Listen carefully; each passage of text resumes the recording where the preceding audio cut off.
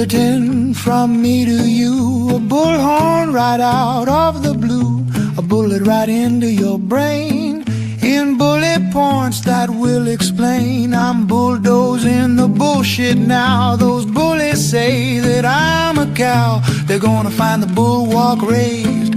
Best believe it's my final phase. Blue, the color of the sky today. Blue, the tears I'm gonna cry today. Blue, it's horrible to think about. Blue, it's terrible, it gives me gout. Blue, I'm miserable and I know why. Blue, it's visible that I might cry. Blue, impossible yet true somehow. Blue, guess he's the bull and I'm the cow. Blue, oh Blue.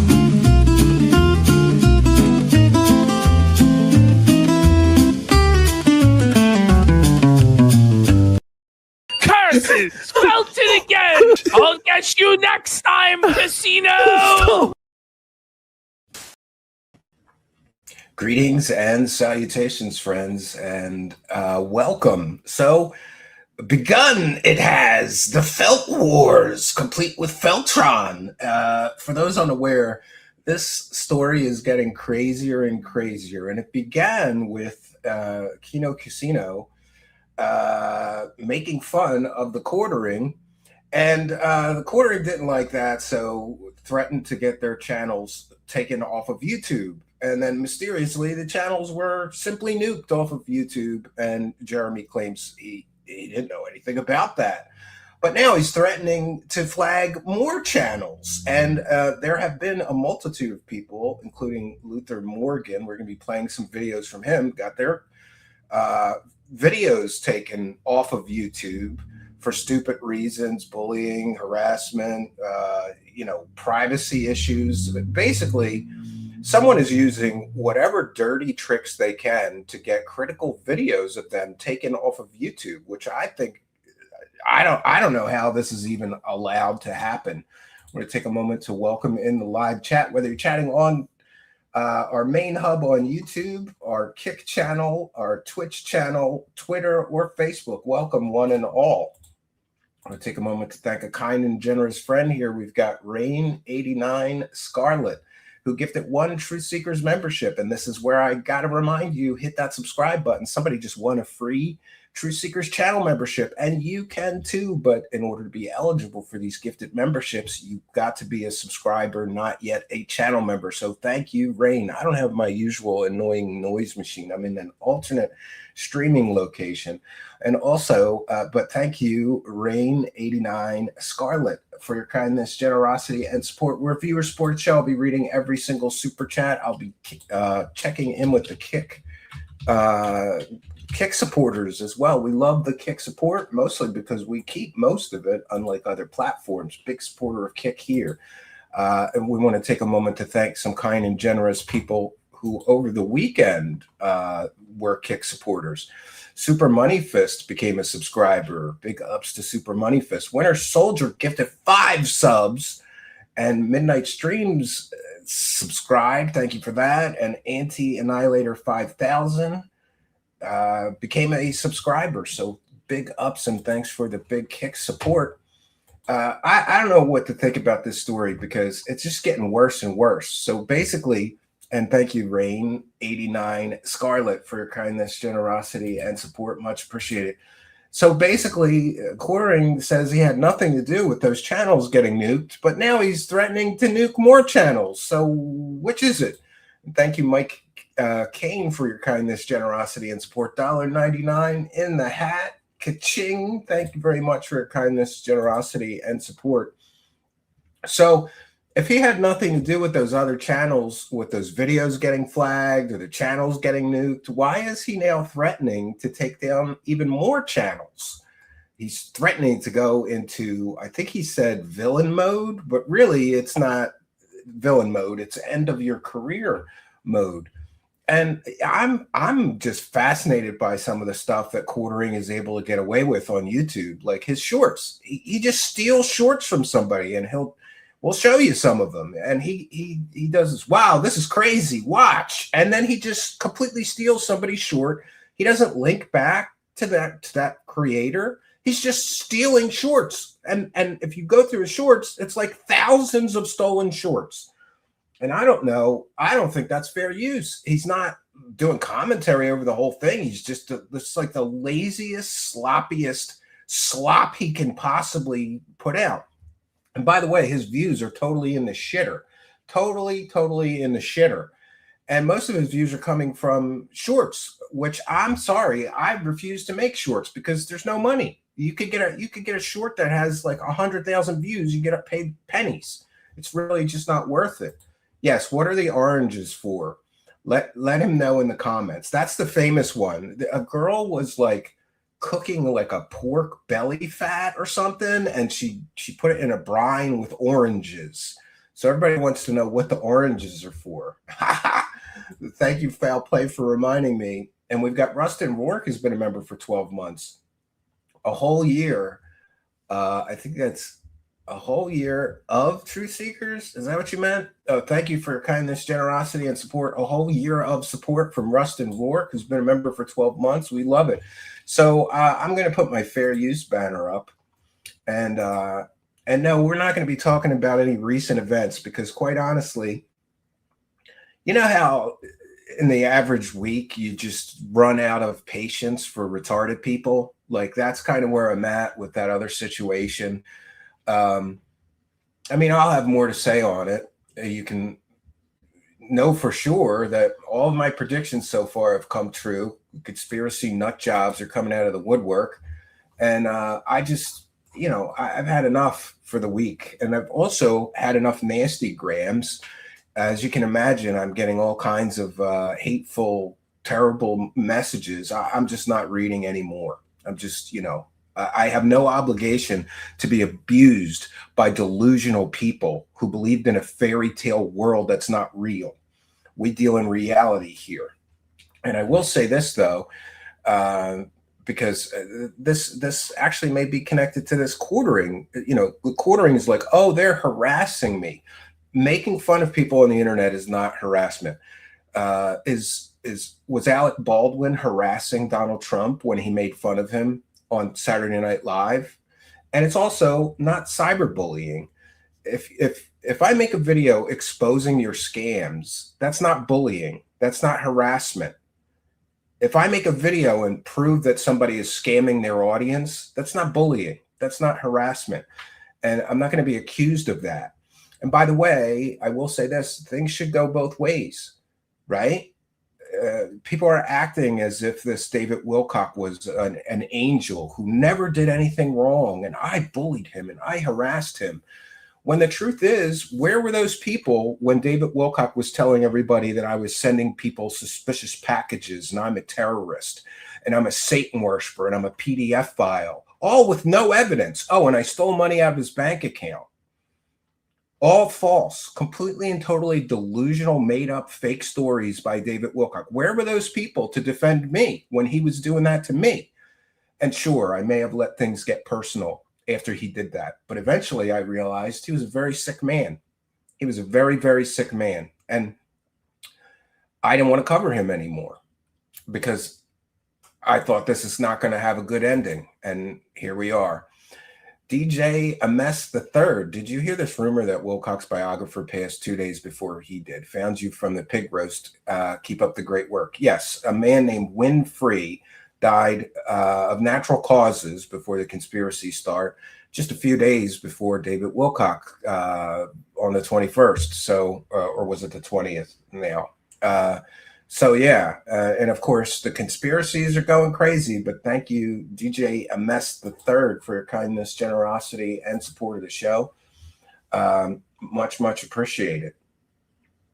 And here I missed some. Oh, I missed one. Charles McDonald gifted 5 Truth Seekers memberships. 1, 2, 3, 4, 5 people have just become YouTube channel members thanks to the kindness, generosity, and support of Charles McDonald. Thank you for your kindness, generosity, and support. He's the old school MVP of gifting these memberships. And I'm going to say it one more time. Smash that subscribe button. Huge boost to our channel. And you could win a free membership, but you must be a subscriber. So smash that subscribe button. We thank you for your kindness, generosity, and support. And we've got Trolley Troll Troll. Don't sweat it. These people are just striking out at the nearest targets. Yeah, but I can only take, and by the way, these same people who are saying I cyberstalked somebody or I harassed somebody are wishing death on me and all kinds of stuff. Like I should make a video just about the messages I've gotten in the past couple of days, but I'm a big boy. It's fine. But thank you, Trolley Troll Troll, for your kindness. And we've got Thomas Robinson, protecting aliens since 1947. Rest in peace, Wilcock. Mental health awareness. Yeah. There's a suicide prevention hotline. If you're feeling that despondent or that depressed, please reach out, get some help, call somebody. Thank you, Thomas Robinson, for your kindness, generosity, and support. So we're going to get to Thequartering's latest meltdown. And I have sort of a great video to update it. By the way, all the videos that we're sharing are shared under fair use. And there is links to the videos that we are sharing in the description of the video. Be sure to support these great creators. And thanks, by the way, to Songs in the Key of CWC and the other link. Those are both linked in the description for the songs that we opened with. Great creators, man. That stuff just makes me laugh. I love the Muppets. All right, so let's get into the latest on Thequartering. Begun it has, the Felt Wars, my friends. Flash, again, the link to his channel and this video is in the description. Go support him. Well, it happened again. Thequartering went on another Cope and Seed session over on X, and then he went and did a gaming stream over on Rumble. Yeah, and by the way, I really think that he gets drunk and rage tweets. It's like this stuff always happens late at night, right? Which, of course, was as bad as I'm sure you're imagining it, because he was literally turning the camera off, I'm guessing, to probably have some... Look at Andy Worski says, Quartering is blackout drunk, melting down. This isn't your villain arc. This is the end of your career arc. Quarter Pounder having another drunken meltdown on Twitter. I thought he quit drinking. Guess not. Drinks. Who knows? All I know is that it looked like he was having a meltdown on X, which he did. And, of course, mentioned that he was going to get channels taken down again, which we know can happen based on past actions. Last week, he got a bunch of channels in trouble. A couple of strikes went out. 2 channels went down, being Warski's and the Kino Casino Clips channel. And they went down exactly as he said they would go down, and then said he didn't do it. Just as he threatened. He threatened to do it, and then it happened. But he's going to claim he had nothing to do with it. And by the way, where is Rumble in all of this? It just doesn't make any sense for Rumble to keep this guy. They're supposed to be a free speech platform, and one of their biggest content creators is running around threatening to deplatform people, possibly actually going through with those threats, flagging other content creators all over YouTube, threatening. Now he's threatening Stuttering Craig's channel, Brittany Venti's channel. Like, come on, man. Where is Rumble in all of this? You just going to let some guy that works for your free speech platform? It's so stupid. We're a free speech platform. Look what this guy's doing. Look at his public statements threatening channels. Rumble, are you paying attention? This is your free speech warrior. After saying he was going to do it, and then showed some flagging report history from a couple of channels, but didn't show the ones from the channel that has a report on it based on his own search bar results. Watch my past videos on this. All of the receipts are there, and they're not hard to find. They're literally all in his Kiwi Farms thread too. Archive. Yeah, they're all public. So, people don't like false flagging, and I think it's a terrible thing to do. And by the way, I just want to put on the record and say, anybody that ever tries to take away somebody's platform or free speech, those people are always the bad guy. And by the way, people are calling for me to be deplatformed over this recent situation. And I think that's real interesting, especially a guy who spent 8 years of his life lying to people about going on space adventures, using YouTube to scam people to buy his fake shit and his fake documentaries that we know is all fake now. He says I should be deplatformed. Well, I don't lie to my audience, it's so stupid. And why don't you just win? Why doesn't that guy just debate me? Why doesn't he come on my show and debate me about his secret space scam? No, we got to deplatform him. He's harassing me. Exposing scams is not harassment. It's not cyber stalking. It's not bullying. It has nothing to do with those things. It's a public service to expose a scammer. Makes you look terrible, right? Especially when you're a free speech advocate. You go around silencing people's speech. I think that's Exactly. bullshit. That is bull. This guy was literally a part of the Mundane Matt Boulder stream, and he lectured Mundane Matt on false flagging, and then he goes and runs off and starts doing the same shit Matt did. It's wild. But I don't stand with false flagging. I will never endorse it, and I won't stand by it. No, by the way, I myself, I don't, I don't want any of the people that I cover to be deplatformed. No. He's very mad that people are calling him out for the shit that he's done. He doesn't like it. And keeps lying and saying that he's shown all the receipts. He didn't do it, which is bullshit. By the way, Kino Casino will be back live tomorrow night on Kick, and I think that's going to be one of their best shows. I can't wait. I've seen the receipts, sir. I got to go to the cabin tomorrow. I'm going to be rushing driving there so that I can watch that. You look pretty damn guilty. They're pretty fired up. But now he's starting to take down my channel, among others. Oh. And he could probably take down Yellowflash, yeah. Now, I'm not going to go down with a fight. I will for sure contact people I know and try to get the channel back. But I'm hoping that doesn't happen. It shouldn't be silenced for calling someone out. You make videos calling people out every day. And you claimed you were going to start making videos on all of us. Yeah. I welcome it. Why don't you debate all these people? Why don't you make a video showing that they're wrong and why? Like a man, instead of being a little bitch and calling your YouTube rep and trying to get everybody's channels taken down. I welcome it. So here's some of the tweets. Wartsky puts, Quartering is blackout drunk, melting down. This isn't your villain arc. This is the end of your career arc. And here's some of the tweets. We're going to go through all of them. Yeah. These effing leeches forgot about the fact that I cut my teeth in the most ruthless time that ever existed on YouTube. They think I won't roll around in the mud with them because I've let it ride for a few weeks. I'm sorry to say they've mistaken my kindness for weakness. Nearly everyone profiting off of spreading vicious lies on my name I've been nothing but nice to over the years. The receipts are on my side. I've let it be for weeks. But I guess if they really want me on my villain arc, I will oblige. So what are you going to do? This sounds like drunk tweeting to me. Listen, if you're really drunk, put the phone down, get away from the computer. Don't say shit because it's never good. Take down channels, make response videos. Good. Make them. Yeah, and by the way, suddenly the Quartering, who never takes time off, is suddenly taking a month off. And this is very suspicious because there's a big documentary I hear coming out that's just going to just rip him to shreds. And it's coming out very soon. So I guess he's going to take some time off to try to let it all blow over. I don't know. High Speed Chase. You didn't do anything wrong, Steven. You just speak the truth. Haven't seen you in a while, High Speed Chase. Welcome back. Good to see you in the live chat. And thank you for kindness, generosity, and support. And we've got Dave, 7244. One of the most dangerous things you can do is be drunk in charge of a keyboard. Every single crash out is around the same time. That's very good advice. I never drunk tweet. It's never a good idea, right?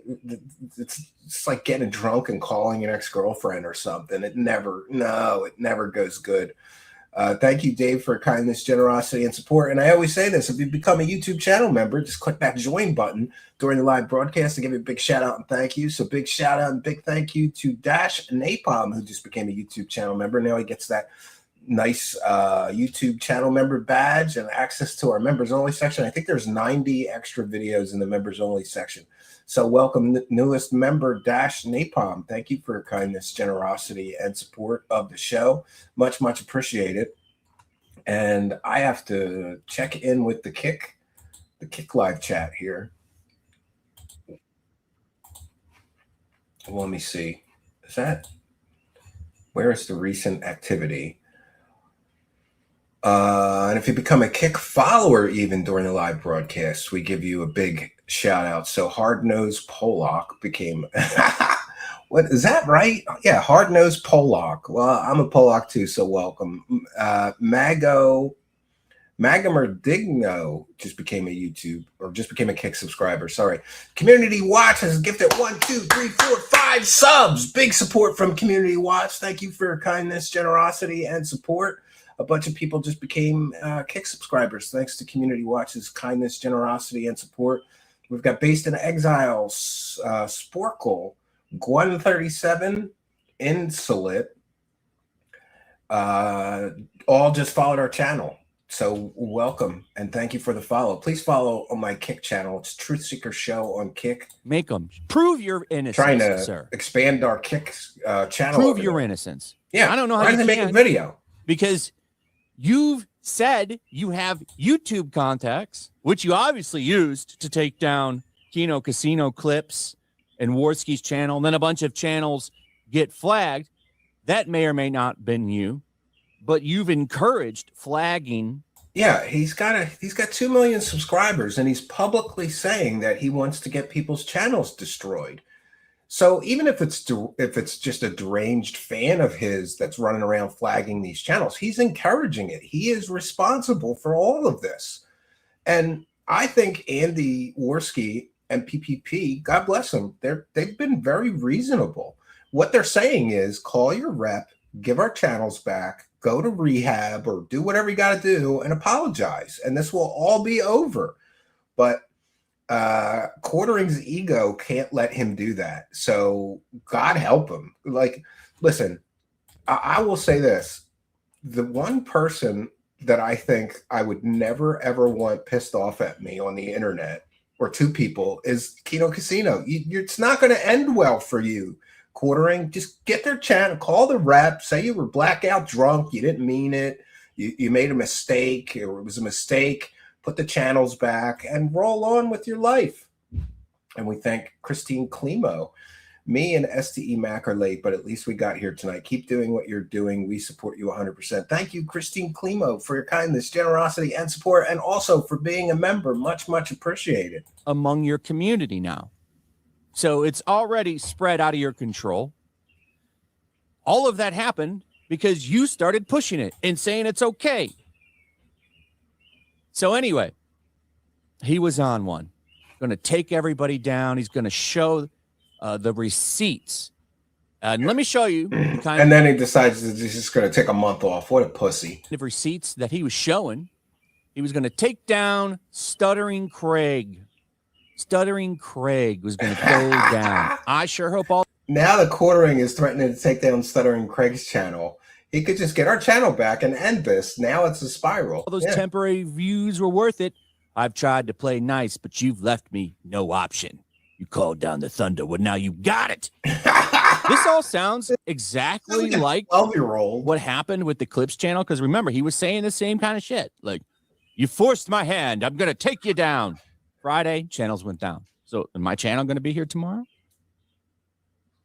My channel. As of the time of this broadcast, he didn't take down either Stuttering Craig or Yellowflash's channel that I'm aware of. But somebody's free to correct me in the live chat if I'm incorrect. And I'm going to be here tomorrow because it's getting close to Friday when he took down those channels. And it's looking like history is going to repeat itself again. We'll see. We'll see. But he got Craig here. Right? Here's the big tweet. So he releases it. I know it's kind of blurry, but I'll read it. And now he's the guy that releasing begged me private for help messages on YouTube and to come on my show. These losers overplayed their hands. If they want me to be a villain, I will. Now, what is the DMs here show? Yeah, why is he releasing this? It's Stuttering Craig. Why is he releasing him? By the way, come on sides. I'm not sure. I'm not a lawyer or anything, but I know there's some kind of laws about releasing private messages. You can't just, in some states, you need the consent of both parties for those parties to be, for those messages to be released publicly. Did Stuttering Craig say, sure, release private messages? I don't really think so. I don't know if Wisconsin is a two-party. We'll check. Is Wisconsin Uh, no, not as in the Midwest. Is Wisconsin a two-party consent state? No.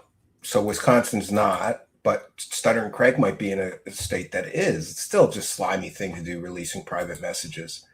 Rollers as a guest. And he's nice about it. He said, your mileage may vary. I can't say if it's worth it. And they're talking about shorts here, right? Yeah, and Quartering is acting like this is some big win. Like the guy who begged me for help on YouTube. And look at the message. He's, and I think Stuttering Craig said, great, you've revealed that I'm professionally courteous. It's like, this is not the win you think it is, quarter pounder. So blue is Jeremy. And then Craig says, would love to have you. And that's likely in reference to an episode of Side Scrollers. He says, if you're looking for any guests on Friday, I'd love to have you come on the show. Right on, pretty nuts now with the election. Sure, just keep me in mind if you have an opening on the horizon. So he has been exposed. This is a win. You're exposing him for being nice. Yeah, and I asked him to come on my show a couple of times. You're going to show those? That's not begging. Nothing in here is begging. It's like, hey, want to come on the show? But remember, what's really funny about this too? There's that clip that I played where he says Side Scrollers is trash and he'd be slumming it to go on their channel. But then if you look at the DMs, because Craig went on his own live stream yesterday and shared all of his DMs with the Quartering, every single one of them. And he's real nice to Craig around that time that he was saying that Melanie Mack is slumming it and she shouldn't go on that shitty platform, which by the way outgrosses his live streams tenfold. He gets more live viewers than Quarter Pounder. 2,000 more people watching it now than his stuff. Yeah, and by the way, I'd slum it on any of those channels. So hit me up, everybody. Slumming it. How is it slumming it if he gets more live? Stuttering Craig gets more live viewers than the Quartering does. And I don't mean fake Rumble viewers. I mean real organic viewers. But he had been slumming it at the time. But he's real nice to them now in DMs. Kind of two-faced behavior, which seems to be a running theme with this dude. So basically, his receipts are that people were friendly with him in DM. Yeah. He's exposing Craig for being kind to him, for being nice, for offering to collaborate or be a guest on his show. This is not the win you think it is, big guy. Of course, people are friendly. I'm friendly to just about everybody in DMs. And yeah, people are going to ask you to be on your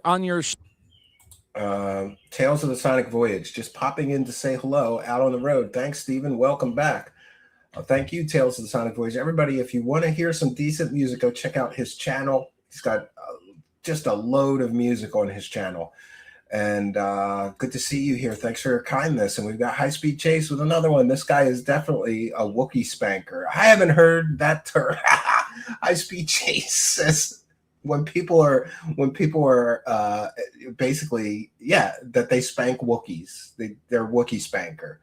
And what God does that bring to mind? I just imagine somebody jerking off Chewbacca and it makes me smile. Thank you. High Speed Chase.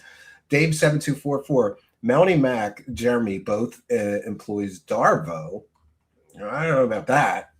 Yeah, but I love that they're both supposed to be Christian conservatives. Shouldn't a Christian conservative be a supporter of free speech, right? And poor Hannah Claire and Melanie Mack having to work for this disgusting pig.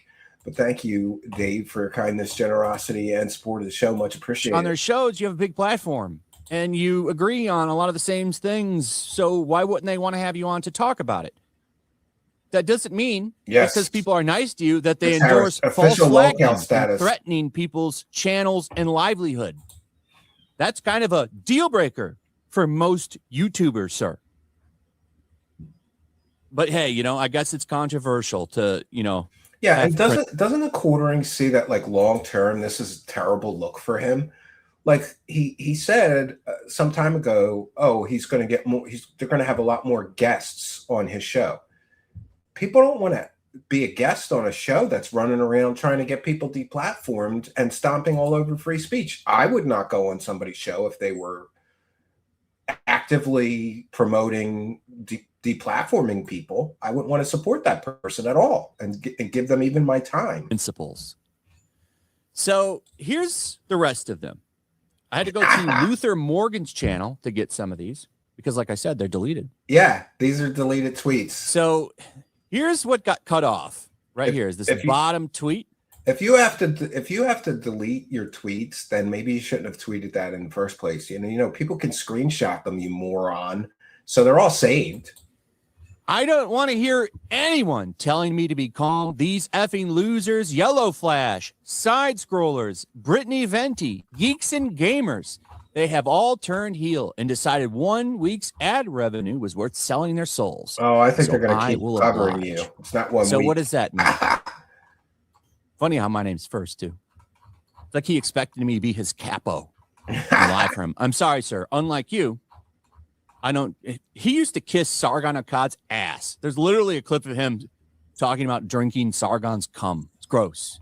Morning, Jared deletes drunk Jared's tweets every day. He does. Sorry. Yeah, he wakes up and he goes, "Oh my God, what did I say on Twitter?" For you, I'm very against false flagging and silencing people. I don't do that shit. I think it's nasty business, sir. And when you started doing that shit, you lost me. You lost me there. And I don't really know how to forgive that. I don't know. You could try and earn some forgiveness, though. Yeah. I think the first thing you could do is maybe take a week off or so and clear your head. And you should probably quit drinking. Seriously. You need to quit drinking. But yeah, this is crazy. So we're naming people again. All those people should be careful now because apparently the target is all on all of us. And new followers on Kick, I will shout you out. J1K the Para just followed our Kick channel. Old Man Kung Fu just followed our Kick channel. Galactic and Anomaly just followed the Kick channel. And we've got Chi Fugi just gifted 1 sub to Captain Hydratus. Captain Hydratus just followed the channel. Hard Nose Pollock. Okay, we're all caught up. All right. Welcome, new Kick followers. Thank you for the follow, and thanks for the gifted sub. All our channels are basically in trouble. Who knows? Anything could happen. I mean, this is crazy. He has flexed his power before. He is directly threatening to get these people's channels taken down because they are critical of him. This is the height of hypocrisy for a supposed free speech person. Come on. They said things you didn't like, so you want to take away their livelihoods, right? Just like he said to Kino Casino, I'm going to take everything away from them. He talks about flexing it again in the deleted tweets here. So, yeah, he's basically going to expose people being nice to him and asking him to come on the show. This is a very good point. The real thing Drunk that got man's him speech going is yesterday, sober man's heart. Was a video from Brittany Venti that dropped. It's pretty good too, going over a lot of the criticisms that he's received and a lot of the criticisms that he's been getting from people that have sent him over the edge. Some of that today are pretty damn valid. Such as asking for $10,000 to go to AmFest, and then all of a sudden you've got $10,000 worth of Pokemon product and a giant RC dirt track that you've built in your yard. I mean, and then the coffee company stuff that's coming out. All this shit is not a good look. You know, his coffee company's fake. Luther Morgan got him on that. Constant crowdfunding and begging for money when he is a multi-millionaire, and him continuously not delivering on what he says. Jeremy's not. See, all of that is fair criticism. You're a millionaire, I'm going to guess, based on the way that you talk. You flex your Rolex collection, dude. You have a decked out Cybertruck. And, that's awesome. Could be, Buffalo. Cool. Great. The problem there is if you have all of that money, why are you begging people for money? Can't you afford the $10,000 to go to AmFest? Why does your audience need to pay You're for all it? here. Well, welcome, Kiwi Farms. People are criticizing that, and that's fair criticism. If you want to donate to someone despite their funding, it's fine. Yeah, good for her. Good for her. You go, girl. You go, Brittany Venti. People are going to criticize you. That is just a fact. Good for her. That is just a fact. It brings criticism. These are things that get DSP in trouble quite a bit, by the way. Nothing This is but a why he has a grifter. large detractor audience. Yeah. Because he begs and begs and begs. And then we all find out that he's wasting all of the money on a gotcha wrestling mobile game. Above seemingly scamming charity for his grift either. He asked for his fans to pay for his trip with his co-host to AmFest, which he already paid for, but he continuously asked for more money to compensate for it. And he didn't need to go. It was a huge waste of money. He didn't end up doing any interviews. Yeah. Just seemed like a waste of Travel time and to spend. Yeah, I got to say, the whole AmFest thing that he did, it was kind of a disaster. It was kind of a scam. And here's the thing, like, how much do you need? You want your audience to pay for your travel expenses, and then he says, and equipment. What, don't you have a laptop? Don't you already have a webcam? You could just throw in a bag with a laptop and a couple microphones. Why does your audience have to buy you new equipment if you want to do like a mobile event like that? It just doesn't make any sense. It's really grifty. Cthulhu Rising 666 has gifted 1, 2, 3, 4, 5 Truth Seekers memberships. Thank you for your kindness, generosity, and support. And I'm going to do it again. Make sure you smash that subscribe button. Huge boost to our channel. And if for no other reason, because a kind and generous person like Cthulhu Rising gifted these memberships, you could win one, but you must be a subscriber, not yet a channel member, and be in the live chat. And somehow YouTube randomly distributes them to you people who are subscribers, but not yet channel members. Thank you for your kindness, generosity, and support. Cthulhu Rising, big support. Just being real. They were in some weird corner. I don't think that they were in there with the rest of the influencers, all the guests that they yeah, said they gave them like the worst come spot. on. Most of them never showed. And there were a lot of technical issues and stuff like that. But you know, that is what it is. It's you can plan for everything, and then when it all comes down, it might all fall apart. And but so me to do. Yeah. And what was it, like $12,000 to $16,000 on this trip? His fans, after being disappointed time and time again, constantly sold things, having to pay to get discounts on things. They actually funded the trip, but there was a condition. One of the whales who funded him said, you have to donate the extra money to charity. Jeremy, what happened to the Christmas cards or toys for Tots Dono from AmFest? Genuine question, no troll. There was a donation made, and there wasn't much left, to be honest. But then when he's asked about his donation, he says that there wasn't much extra. We had one person cover enough for the whole thing. Their only ask is that everything we raised above and beyond that, we would donate. There definitely wasn't as much left as I had hoped, but I made a separate donation at Toys for Tots anyway. Where are the receipts? Yeah. Now, what's crazy, this dude literally made a shirt that said, show me the receipts. And he never shows any receipts. Yeah. I mean, come on, dude. Oh, This by is the why you're way, getting so much I shit. just want to take a moment to address something important that I forgot to put on the record. So this latest live stream before this one about the tragic suicide of David Wilcock, I knew that I would get there. Sometimes you're in a situation where there's no way. It's like a no-win situation. Does that make sense? Like, if I don't cover this, people will think it's, for some nefarious reason. And if I do cover it, oh, you're making money off of this guy's tragic death. And I knew that retarded people would say that I'm grifting off of the guy's tragic, grifting off of the tragedy.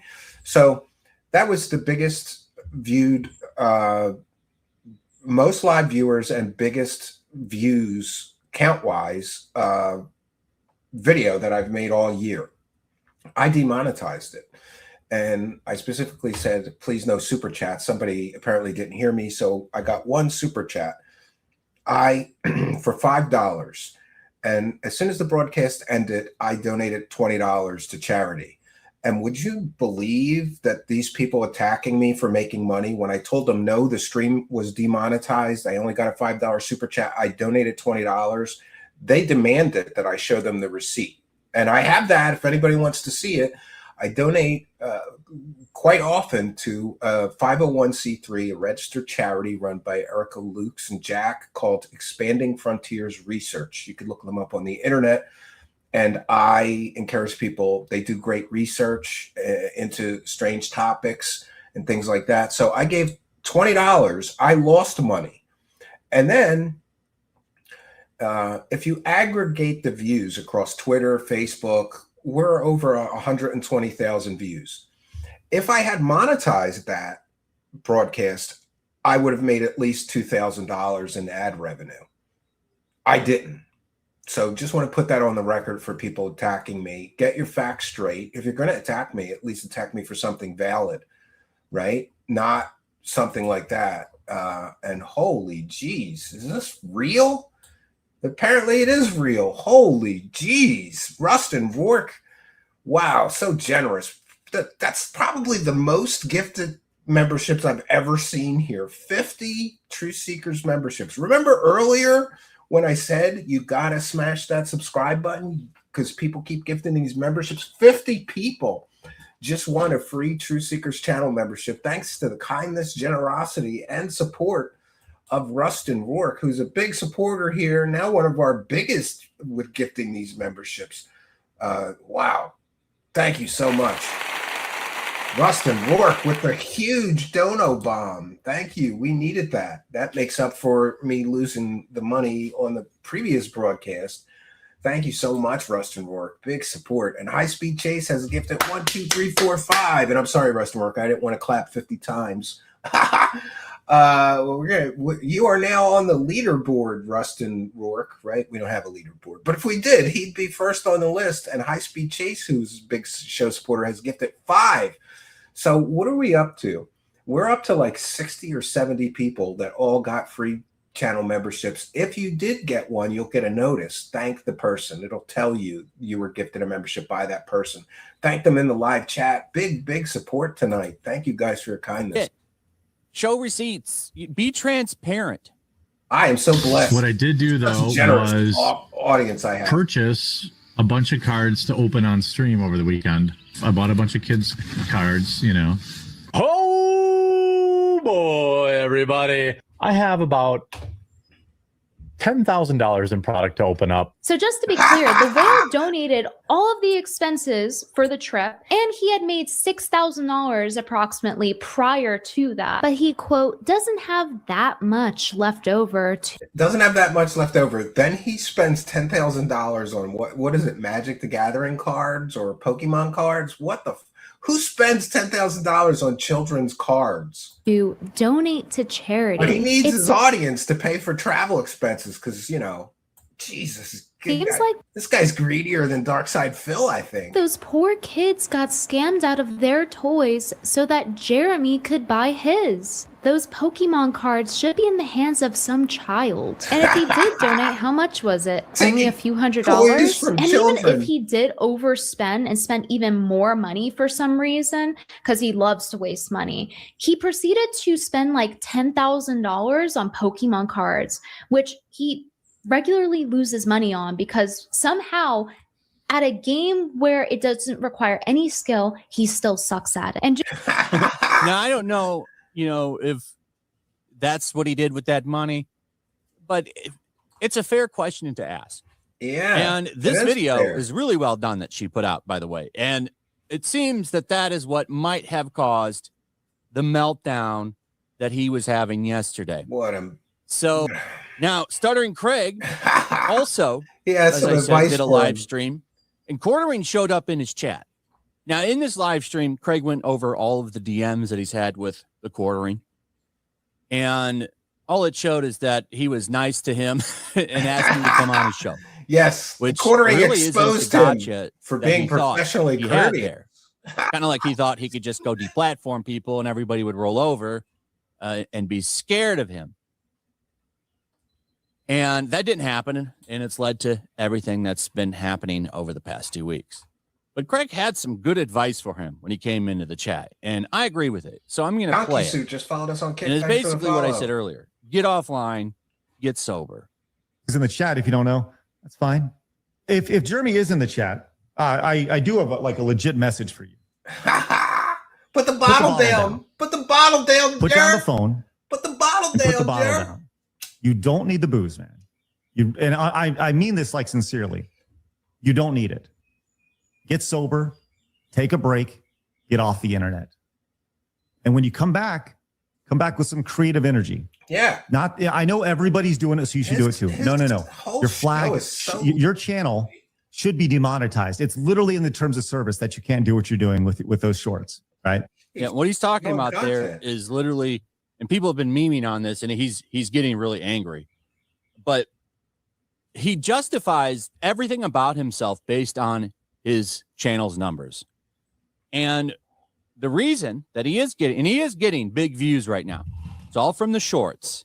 Yeah. And the shorts are literally, hey, look what they're going to do here. Check this out. Let me know what you think in the comments. And then he plays 3 minutes of somebody else's video and doesn't even stolen video source where they're from, by the way. So there's no way to give a shout out to the other original creator. Yeah. And by the way, somebody found a video where he said that he pays somebody $4,000 a month to steal shorts for him to use.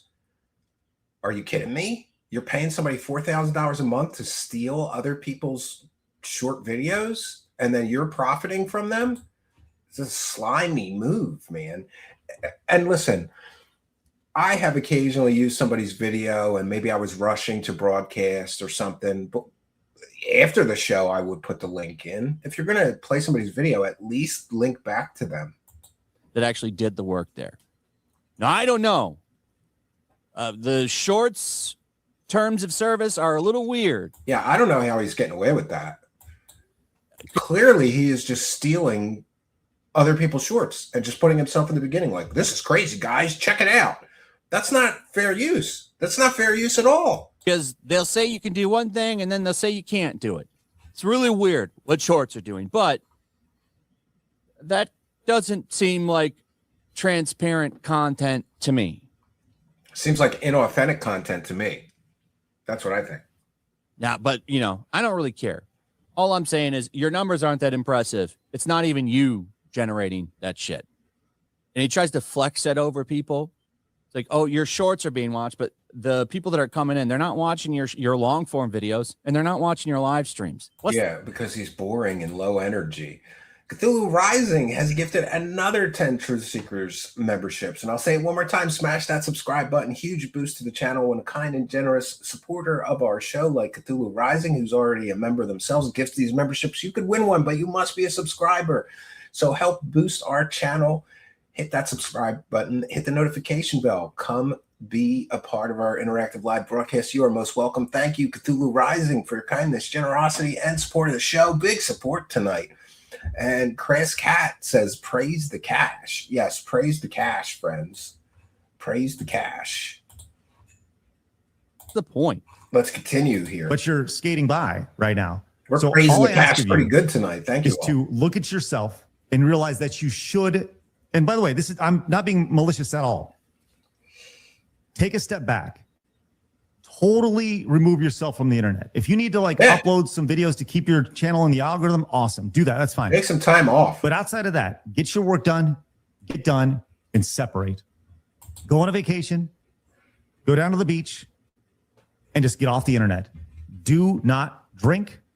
Don't smoke. Don't do any drugs. If you do any of that stuff, I'm not implying that you do. I don't know anything about you outside of that. And just separate, man.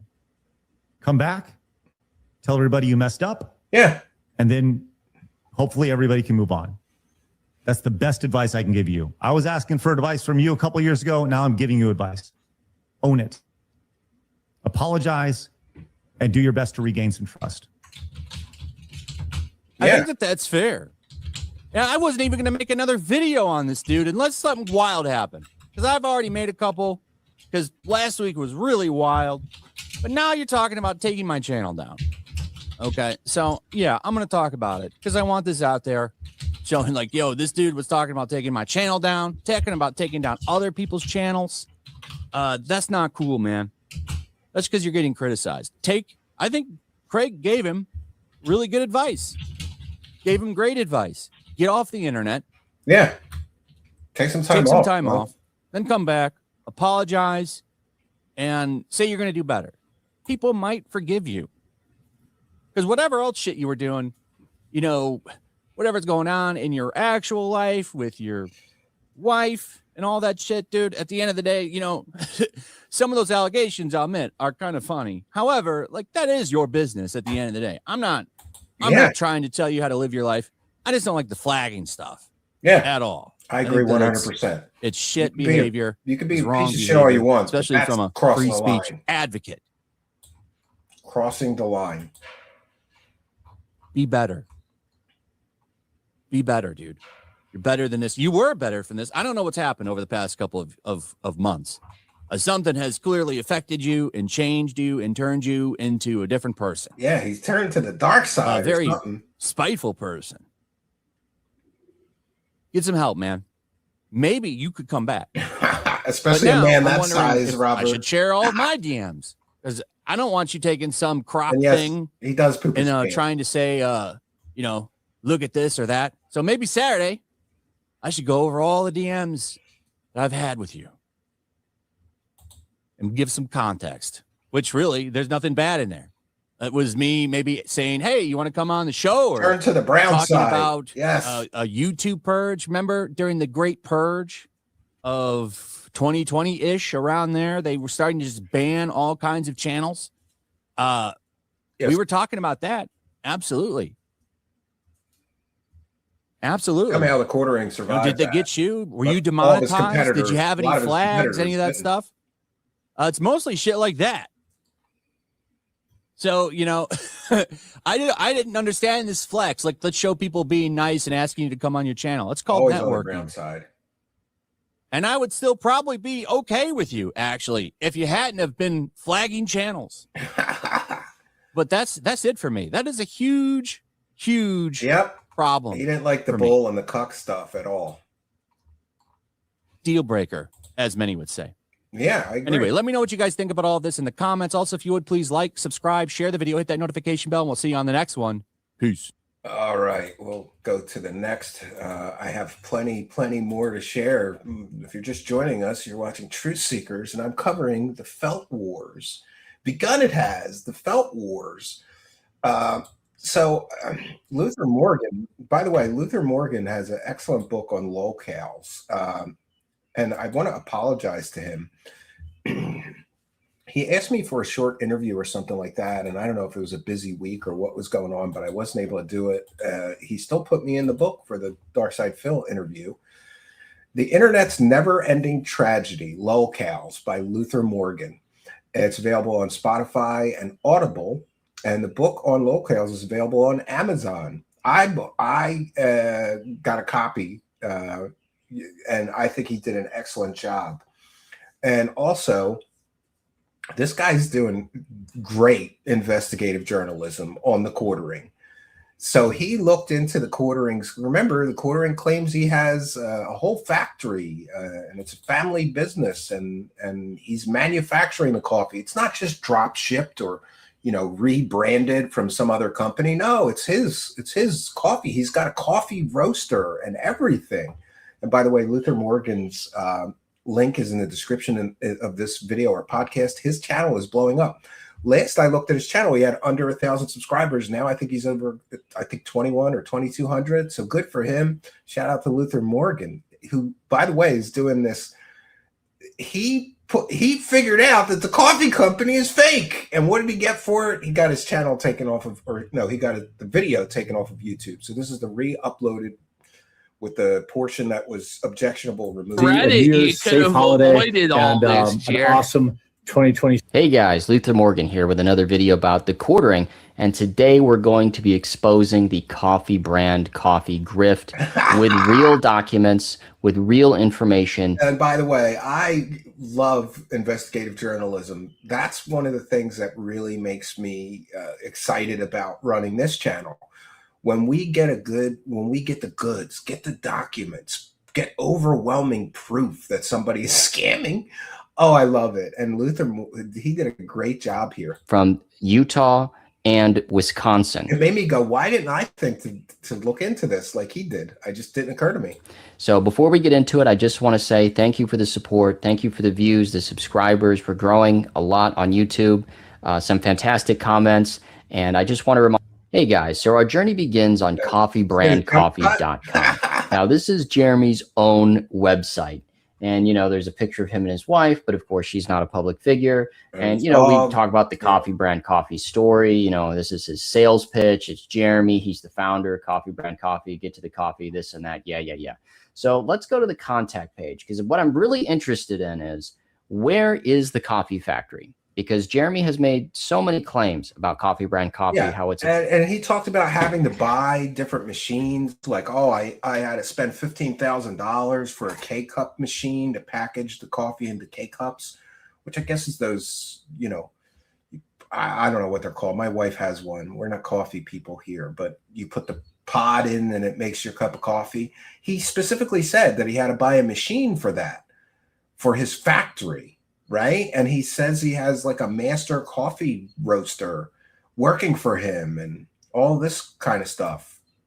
Turns out it's all bullshit, friends. Family business. He handles everything in-house, everything from the roasting to the packaging, that he has a roast master. He's referred to it as a family business, etc. So where is this coffee factory? Because we should be able to find it. Yeah. Why do I say that? It's because all food processors and all food manufacturers have to have a food license. So in every state, if you're going to manufacture any kind of food product that you sell to the public, there's health codes and there's different licenses and stuff like that. And your manufacturing plant has to be inspected to ensure compliance with whatever regulations. Usually when you go on a food manufacturer's website, they have like, where is the factories? But if you go to the about page, and there's really no way that you can contact them. You can't even like call them. They don't even have a 1-800 number. So we don't even know like the, the area code on the phone number. Maybe we could locate it. So our journey really begins in how original. So here we have Coffee Brand Coffee LLC. Now, Coffee Brand Coffee LLC, if you look at here, the formation date, which is April 14, 2022. And then if you scroll down here, look who the manager is. It's Jeremy Hambley. Now, of course, we redacted his address because that is a residential address. It's not a commercial address. Well, but he is listed as the manager. Here you have Crook Legal Group. So this is the registered agent. So if you wanted to like sue Coffee Brand Coffee, or you wanted to serve them with legal documents, this is who you would go to. This is public information, by the way. And then, of course, we look at the bottom here. This is the physical address. So this is where the business is actually supposed to be taking place. And so this is a public address. This is a business address. So we're not doxing anybody. This isn't an individual. This is a company. It's a corporation. So my thing is, why is it out of Utah? Now, of course, that's where Mill Creek Coffee Roasters was. So it's heavily speculated that was Jeremy's original coffee manufacturer. But I wanted to give Jeremy the benefit of the doubt, because maybe he's switched from Mill Creek Coffee Roasters to a different firm, or he has an actual coffee factory. So if you go to, Utah, and you go to the government website and you look around, it's the Utah Department of Agriculture and Food. So they're the ones that issue licenses for food processing, food manufacturing. So what I did was I reached out to the deputy commissioner of the Utah Department of Agriculture and Food, and I emailed them. And I said, hey, I'm requesting assistance to try and locate documentation for a food business called Coffee Brand Coffee. And of course, the deputy commissioner here, Amber Brown, was gracious enough to respond to my request for public information. She said, this manufacturer does not appear to be registered with the department under our food manufacturing program. So there is no Coffee Brand Coffee factory in Utah, where the company is registered to do business. Now, if we go back to the LLC, it says, well, of course, it's not in Utah. The physical address says it's in Milwaukee, Wisconsin. Well, if you actually pull up that address into Google here, it's actually a virtual mailbox. So it is not a coffee factory. It's not an industrial park. It's a P.O. box. It's not even a coffee shop. It is a virtual mailbox out of Milwaukee, Wisconsin. So another dead end, guys. So that's those companies where you could just rent a mailing address for your company, right? And we want to thank Chris Cat for the 279 saying, praise the cash indeed. And we've got True North. I shat all over. Walmart is trying to attack me.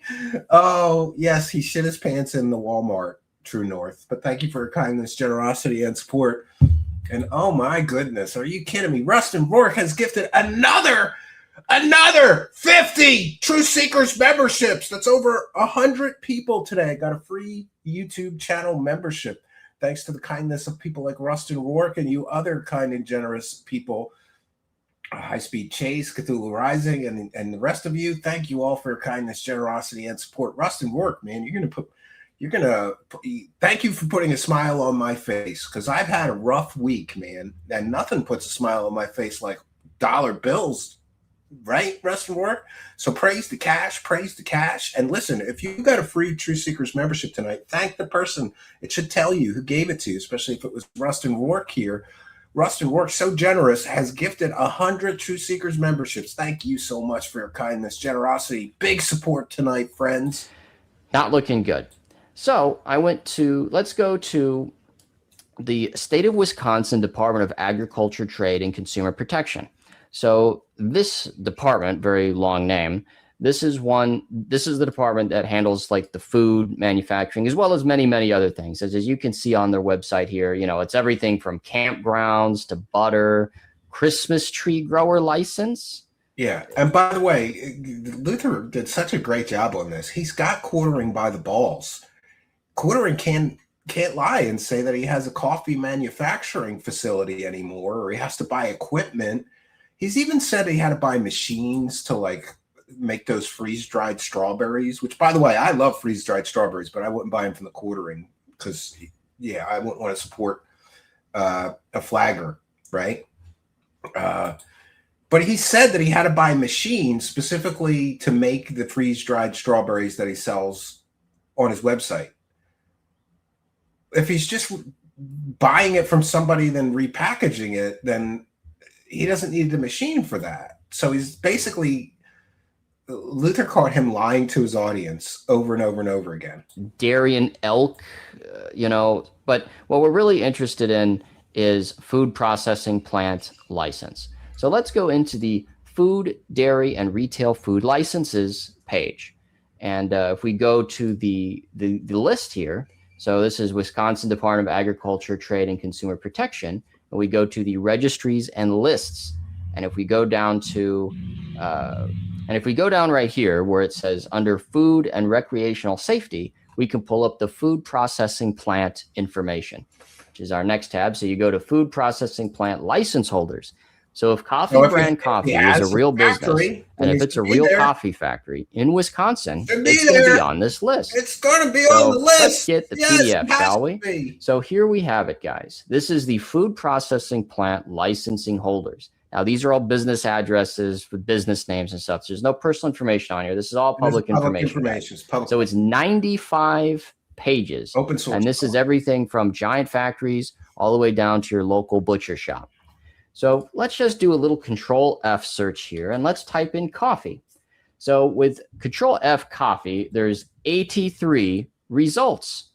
Now, so for example, the first search that comes up here, it's Torque Coffee Company Incorporated at 3455 Payne Avenue, Sheboygan, Wisconsin. So if we look that up, as you can see, guys, it's like a coffee factory in like a... I want to address this comment. Airborneese, Steve, are you going to do a David Wilcock perspective? I'm trying to avoid the crazies right now, but we'll do something eventually. And thanks for, I know people are going to want me to. So we're probably going to do a panel show. Maybe we'll watch some of his craziest clips. I'm really sad that he did that, I mean, I'm a father. I have children. I would never want to see any father have to bury their child. Equate us with $2. Can Jared get into legal trouble for lying about this? Well, some people are saying it's consumer fraud, equate us, but I'm not a lawyer. We gotta go to somebody like, a law tuber to answer that question. But I would think if you're saying we manufacture our coffee in-house, it's not drop shipped, we've roasted ourselves, I have a professional coffee roaster, a master roaster that I pay and all this stuff, and then it turns out none of that is true, then you're misrepresenting the product to the consumers. So I would think that'd be a form of consumer fraud, but I'm not a lawyer. We got to check with a lawyer. Kaiser Koning Gratzer with $2. Jeremy is the embodiment of the nice guy trope. Yeah, you would think, right? Right. Thank you, Kaiser Koning Gratzer.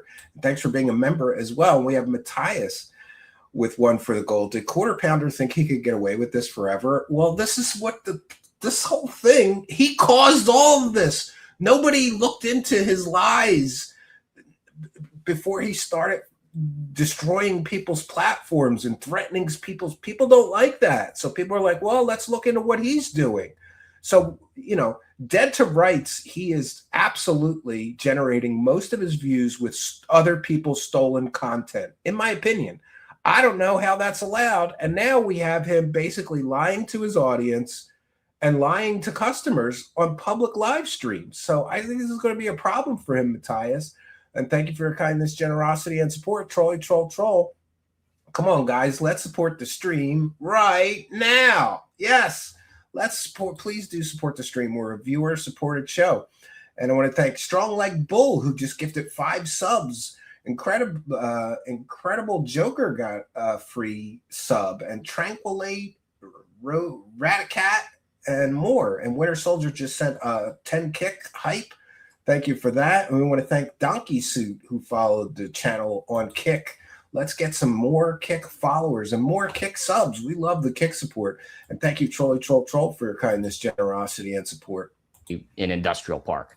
So let's go to the next one just for demonstrative purposes here. So this is Door County Coffee and Tea Company. It's at 5773 State Highway 42, Sturgeon Bay, Wisconsin.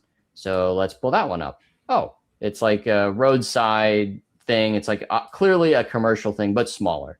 So let's try another one just for the sake of, we also have PO boxes in here too, by the way. So let's, that's not a real address. So let's go to this one. It's Estes Vu Pretz Coffee Company LLC, and it's at 1250 East Washington Avenue, Madison, Wisconsin.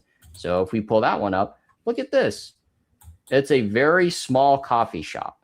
So the reason why I say this is there's everything from giant industrial firms to kind of bigger sized commercial firms, all the way down to your local coffee shop. So, you know, Jeremy can't say, oh, well, I run a small operation, it wouldn't be on there. No, it's all sizes of coffee shop. All right. So if we go through this whole list, it's 83 firms. If we do Control F and go coffee brand, 0 results. Oh, so there's 0 results for. You mean the Quartering's been lying to his audience about his coffee company for years now? And he's lying to all of his customers to pay money for his products that he claimed he made? Coffee brand. Now you say, okay, well, let's try the address. So if we go back to the Utah LLC, well, according to Coffee Brand Coffee LLC government paperwork, the physical address of the coffee factory is 1433 North Water Street, Suite 400, Milwaukee, Wisconsin. So let's go ahead and plug that address. Let's go ahead and plug that address into our search here.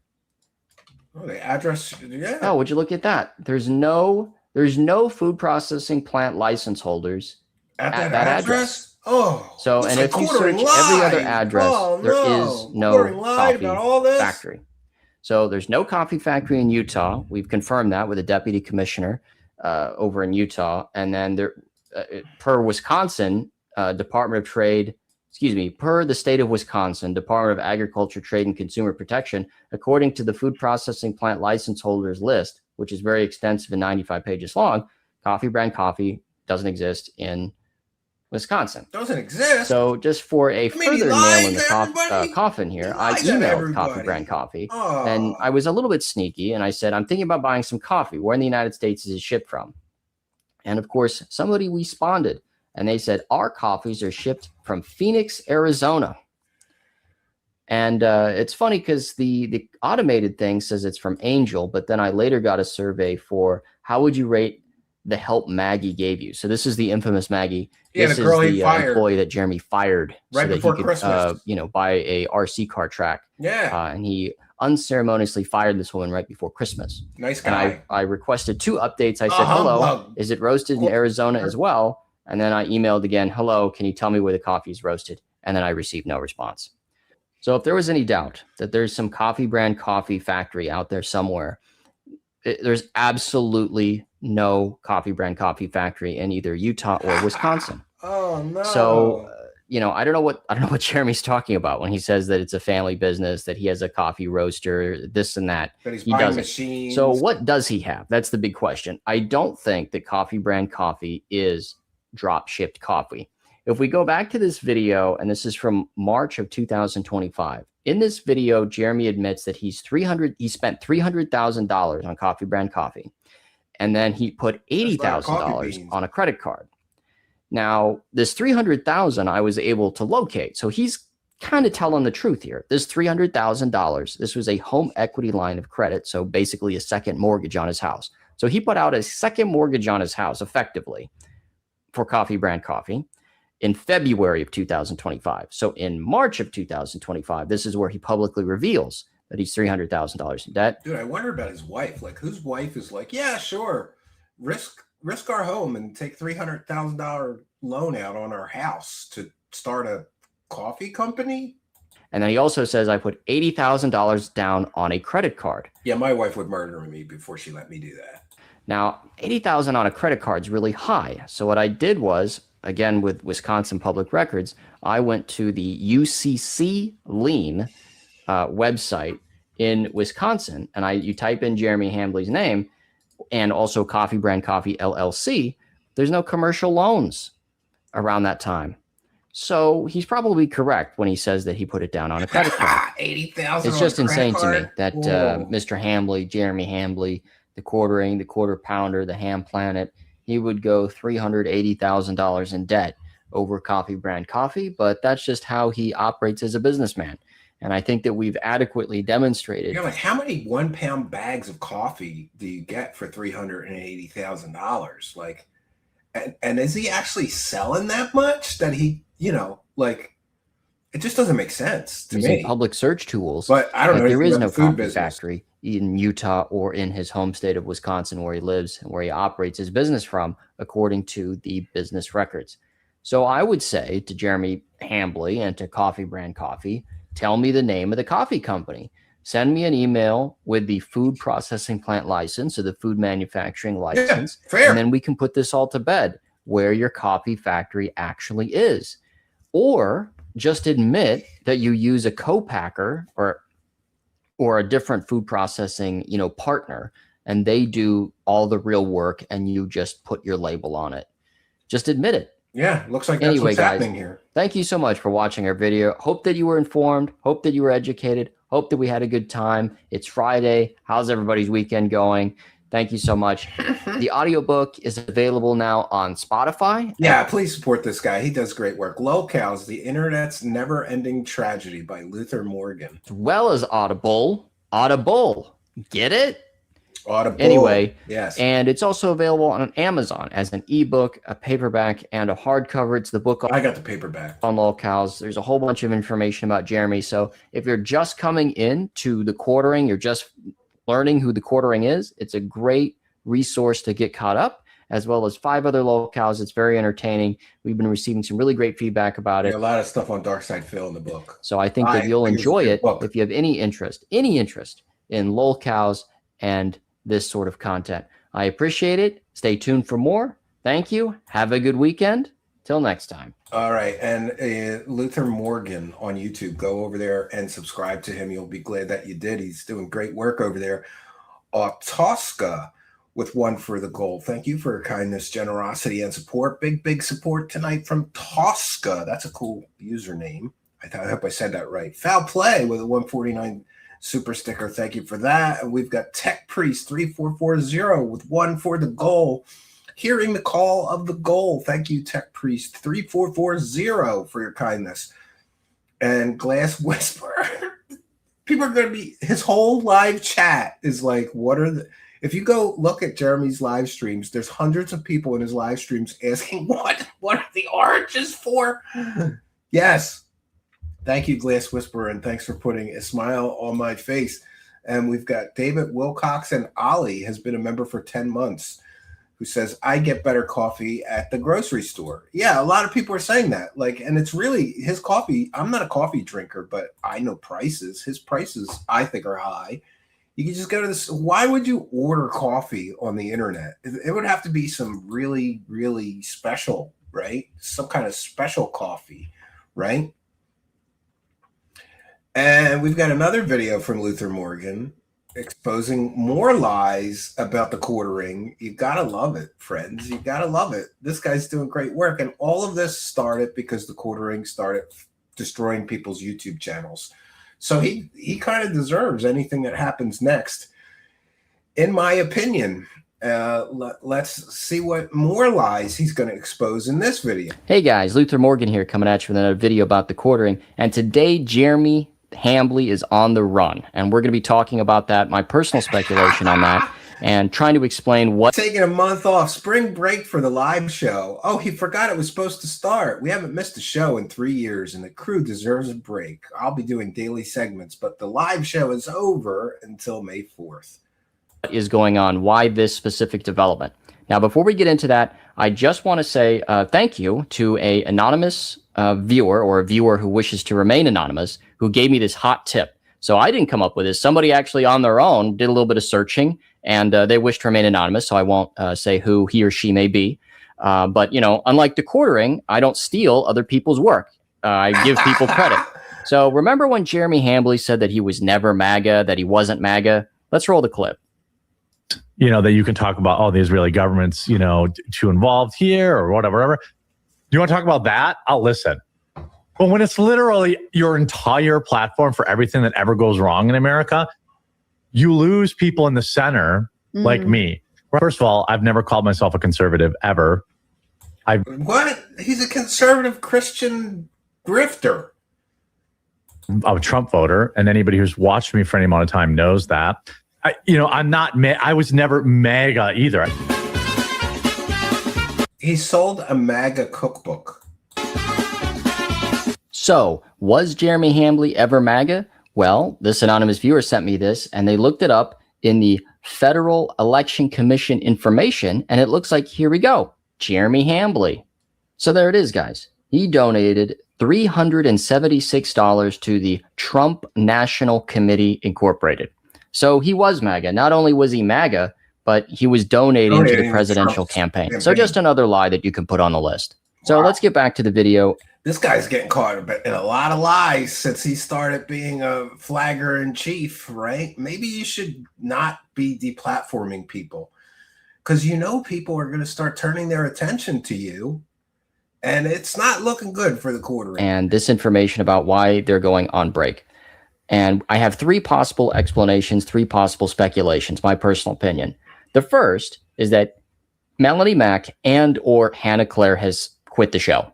Yep. And this is because, for the various reasons, but of those two, which one would be more likely to quit? I think almost everyone would say Hannah Claire. Yes. Melanie Mack, she's already bound herself to the SS Jeremy, to the mast of the ship. She's going down with the ship. And that's because whatever weird, creepy stuff that Jeremy Hambly does, you know, she thinks that she can handle it because she's a professional, you know, e-girl. She's a professional e-thought who takes money from simps.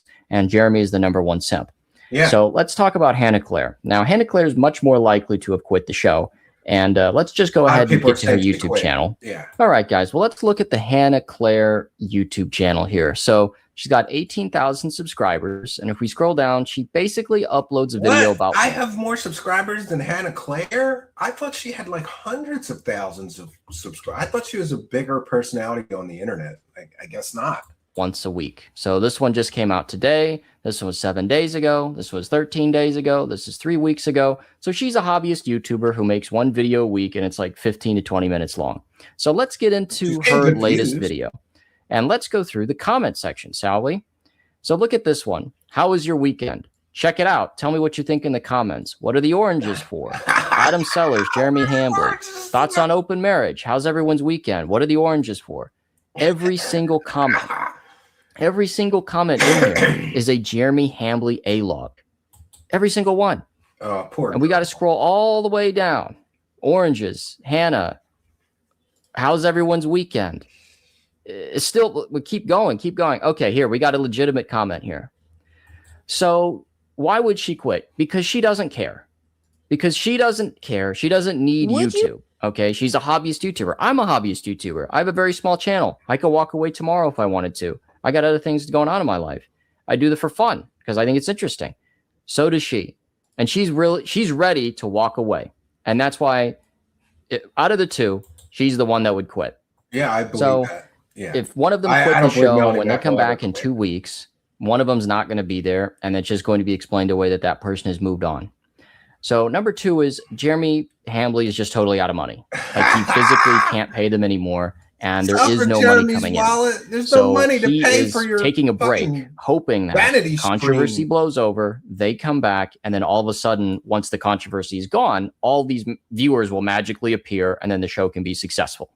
Or he's just totally tapped. You know, the simp tax, he doesn't have any money to pay the simp tax, and he financially cannot operate the show. If you look at the show and its numbers, and especially the financial support that it gets, almost no, you know, I don't see people throwing money at him while he's doing that show with those girls. C3 metal thingies with one for the goal. Thank you so much for that. Big support. C3 metal thingies says, I once bought his crap coffee. He does not sell it by the pound. If I recall correctly, it's only 12 ounces for near $20. It's a major ripoff and not good. Well, there you go. There's a former customer, Jeremy, who says your coffee is too expensive and it's not even good. Listen, I get premium, you know, pricing for things like, you know, I don't know. I'm cheap, so I don't get a lot of premium things. But one thing that I do get premium is I like really good chocolate, right? The good stuff. And it's okay to spend a little money on something you enjoy, especially if it has that premium quality. It's not a Hershey bar if you're paying $25 for it. You know what I mean? But if it's really good, it's okay. But to spend that kind of money and then it's not even good, yeah, C3 metal thingies, not good. David Wilcox and Ollie. Third phase of the quartering. Yes, the career-ending phase. It has begun. The Felt Wars, David Wilcox and Ollie. Thank you for that. Much, much appreciated. Big support from David Wilcox and Ollie. Forbidden Cat Belly. This means you're eligible for the quartercast. Yeah, maybe if Hannah Claire quits, maybe I'll try to get a job, right?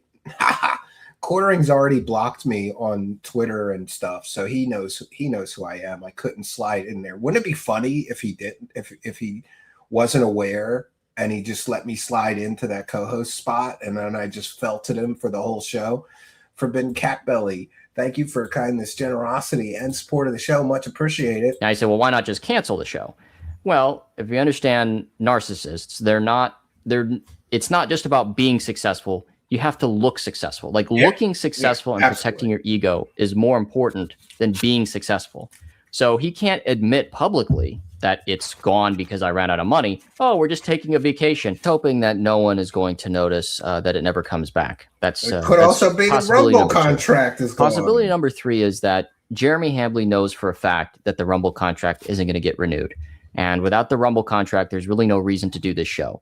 So instead of being and by the way, he lied. He said he had a 5-year contract, and the CEO of Rumble on the record on Twitter said nobody gets a 5-year contract.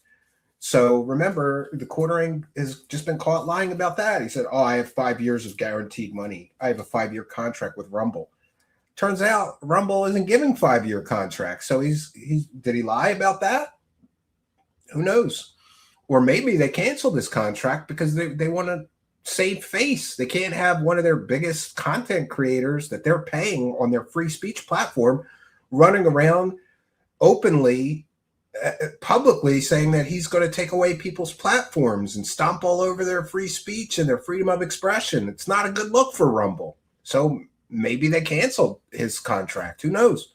And, staying the course, maybe build up an audience with this show, and then he could take that audience back over to YouTube. He's just quitting because he's just lazy. He knows that there's no real reward in it anymore. It's a vanity show. He's not even breaking even, right?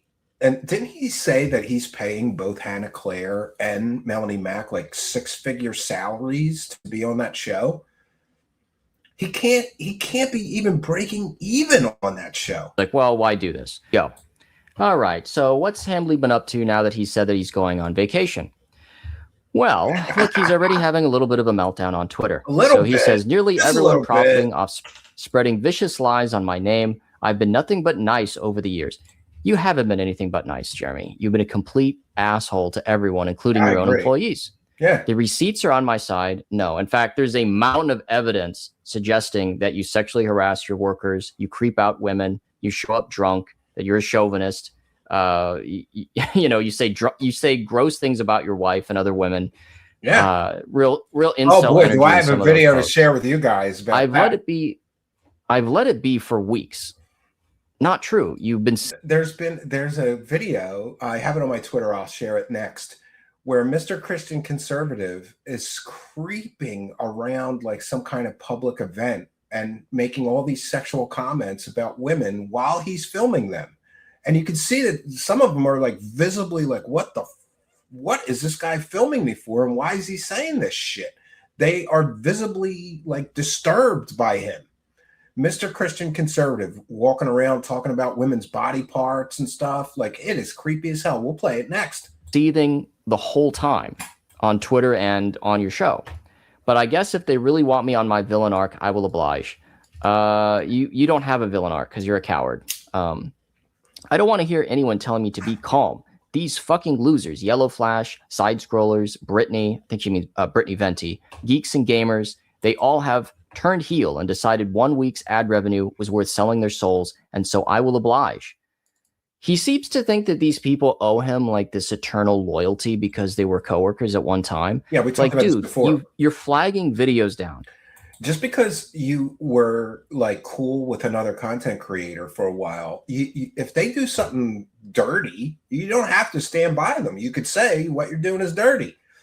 Quartering expects these people to just always just be on his side, no matter what he does, no matter how dirty and scummy the things that he does on the internet are. Nobody's supposed to say, hey, bro, deplatforming, this is too much. This is too much. Threatening people's livelihoods, threatening people's paychecks. And a lot of people, they need the income. They have a family to take care of or whatever. And Quartering's running around threatening their channels, threatening their wallet, threatening their income because he doesn't like the things that they're saying about him. And you can claim, oh, well, he flagged Kino Casino for bullying and harassment. I don't talk about your wife. I don't talk about your sexual preferences. I don't talk about your bedroom. And flagged him. You flagged me because I was exposing your grift. All right. Look, he's melting down at Stuttering Craig. I'm stuttering a little bit. You've had a lot to say about my business and me as a man. Yeah, your business is a total grift sham. Tomorrow we will look at all the messages you've sent, not only to me, but everyone else. I hope 2 videos and ad revenue, misspelled ad. How can you misspell a 2-letter word? Seriously? He was drunk. These people are snakes. No, Jeremy, you're the snake. Oh, and he's leaking DMs. It's like, dude, your battery's at 10%. Charge it. And if we scroll up a little bit more, yeah, he's melting down still. Let massive YouTube channels lie on your name. I'm not a massive YouTube channel, and I wasn't lying, and you still flagged the video, but whatever. Because long ago, I used to watch your channel.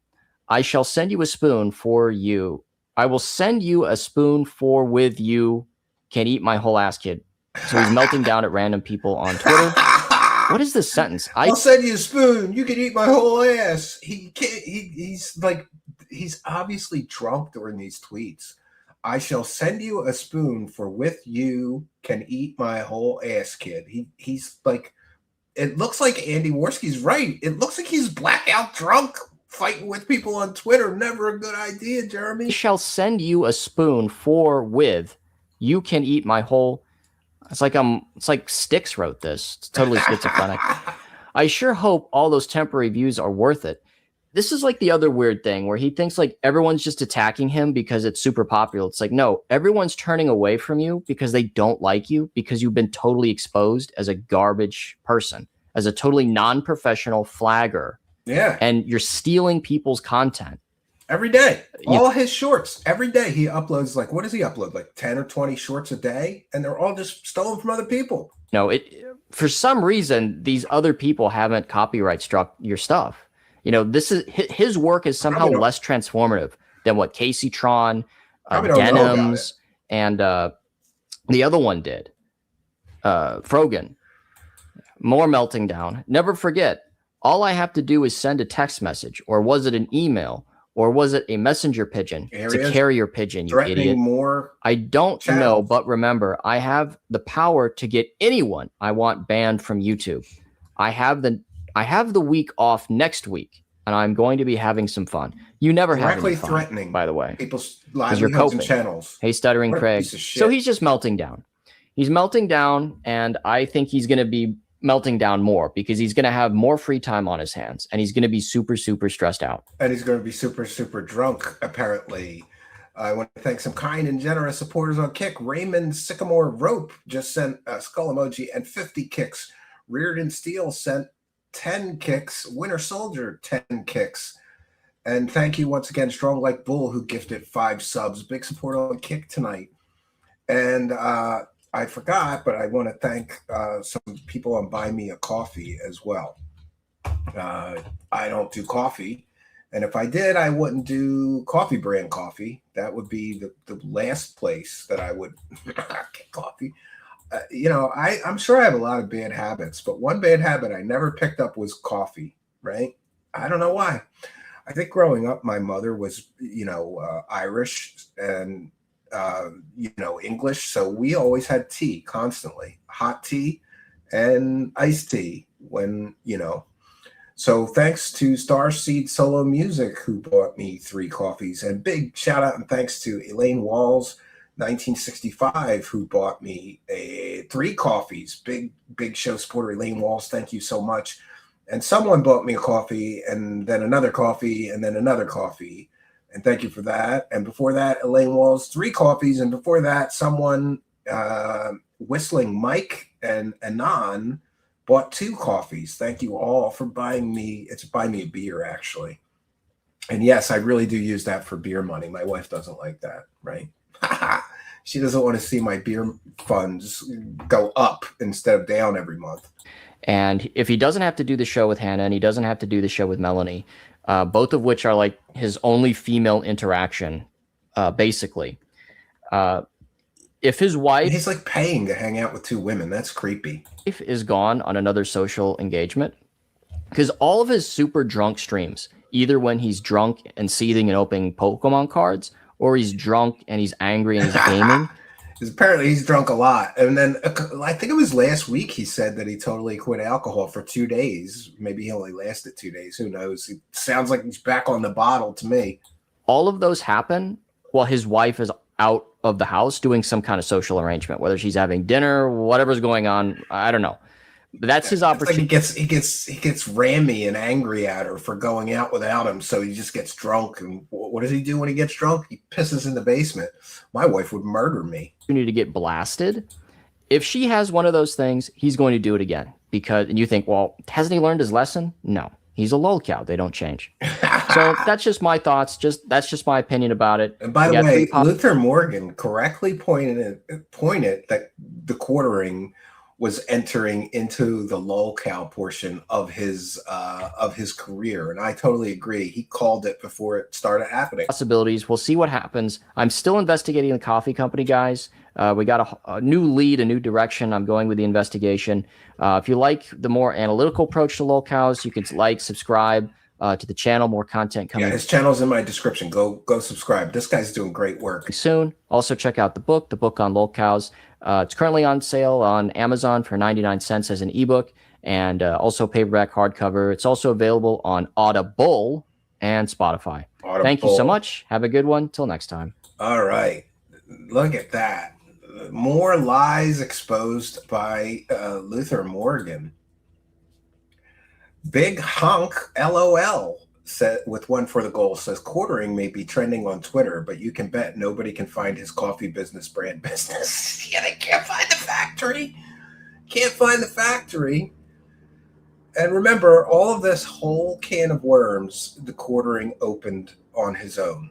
You know, this whole can of worms, he's caused all of this, all of the people that are starting to be critical of him and all the people that are starting to look into his lies and expose his lies. So thank you, Big Honk LOL. Thank you for your kindness, generosity, and support. Got a few more for you.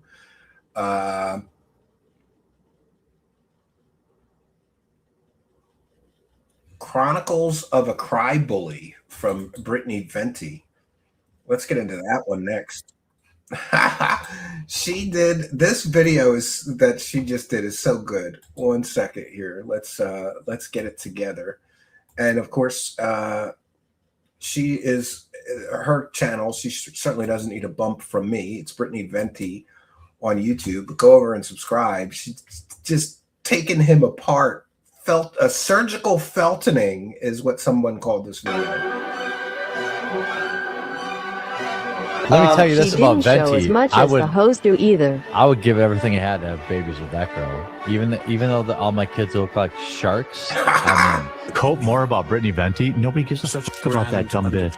I'm just trying to be nice to everybody. This gets me in trouble online, apparently. And those same dumbass whore women turn around and pretend like they weren't begging you for help and then try to paint you as some sort of dumbass whore women. Boy, that's very Christian of you, Mr. Christian Conservative. creeper. I definitely want to have sex with Brittany Venti. What's going on, everyone? Brittany from the Venting here. The quartering has gone woke, and everyone's channels are under attack. There's a lot of scandals and controversy with this, including deplatforming, the Wisconsin bull, alcoholism, blackout streams, begging his audience for money when he's a multi-millionaire, being a simp trying to get a crumb of coochie from every attractive woman in a what is mile that? radius. I've never heard that before. He's trying to get a crumb of coochie. Yes. by the way, Lauren Southern's sister is also super fucking hot. Lauren Southern or Tommy Lahren? Lauren Southern, that's easy. I'll take a girl with some hips. She Look at got how some drunk hips. Tommy, he is. Fine. In my personal interaction with Lauren Southern, she's been wildly manipulative. And Lauren Southern, much like many of the other female conservatives, I thought was a friend of mine, only to find out later that they had a secondary DM group where they would talk garbage about me all the time. And pathetic. She told me she was destitute too. She told me she had no money, then told me the offer I gave her, which was more than generous, wasn't enough money. I've noticed that this is a repeated pattern of behavior. Jeremy goes to simp a woman. He expects something out of it for being a nice guy. And then when it doesn't work out, he becomes a sour simp. To have white skull candy headphones, I think they're so cool. And I finally bought myself some and I was like, this is nice. This is nice. I'm upgrading. So. Yeah, well, you could probably put it on your wiki feed or whatever, an Amazon wish list or something. You're on wiki feed. Did you know that? I usually peruse the comments. Peruse the comments. Not cool, Sydney Watson. She talked massive amounts of shit about me in these feminist DM groups after I paid for everything with the Publica. It made me want to sue her. She never paid a single fucking penny for anything at that company. I lost $100,000 or more. Jeremy confirmed doormat. Yeah, I guess I think Brittany's right. Like he dumps huge amounts of money on these women and he tries to get the crumb of coochie, and then when it doesn't work out, he turns into a sourpuss about it all. Right? Like, oh, now she's so terrible. Then why would you dump that much money into a woman? He obviously had some kind of expectations for getting something in return. Yeah. He throws money at them, expecting something a little more out of them while claiming that they're his friends. You don't really make intimate, romantically charged comments to your female friends, especially not when you're married and a conservative. Jeremy Hambley from Thequartering got famous because he spammed the YouTube algorithm enough times with his milquetoast content, and any competition he would have had got banned off of the platform. He was an anti-cancel culture, anti-woke, free speech advocate up until now, where he has successfully utilized his influence of 2 million subscribers and his quote non-Indian YouTube representative to that's great. Get the Kino Casino banned. And the reason he felt that it was okay to do this? Harassment of his wife, aka cyberbullying. No beef with you, bro, outside of a little bro thing you did, bro, by flagging down videos, bro, on YouTube, bro.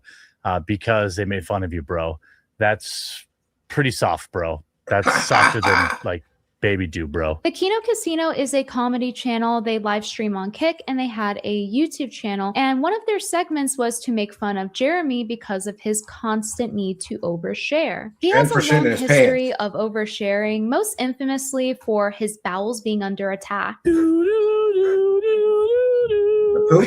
poof is out there, pal. I have anxiety diarrhea. He has anxiety diarrhea.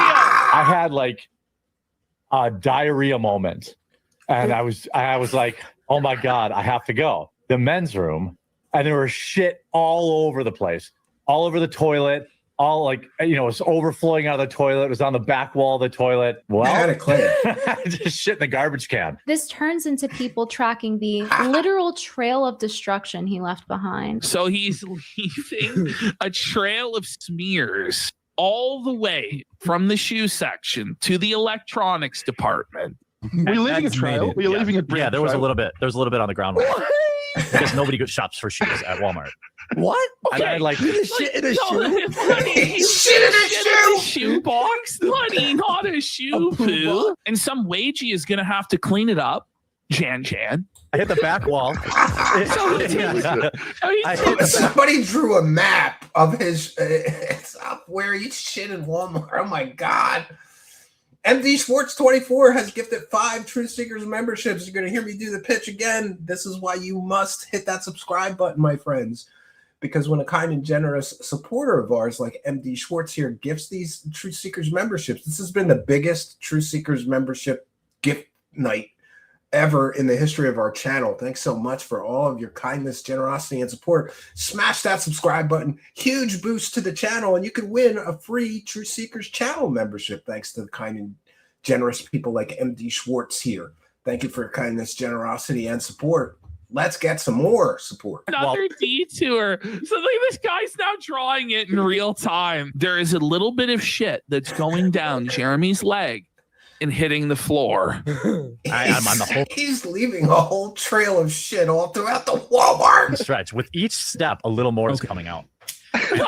Unfortunately, Jeremy could not make the bathroom in time, leaving his usual racing stripes in his underwear. You know, women probably never had to clean pee off the toilet seat before they lived with a man.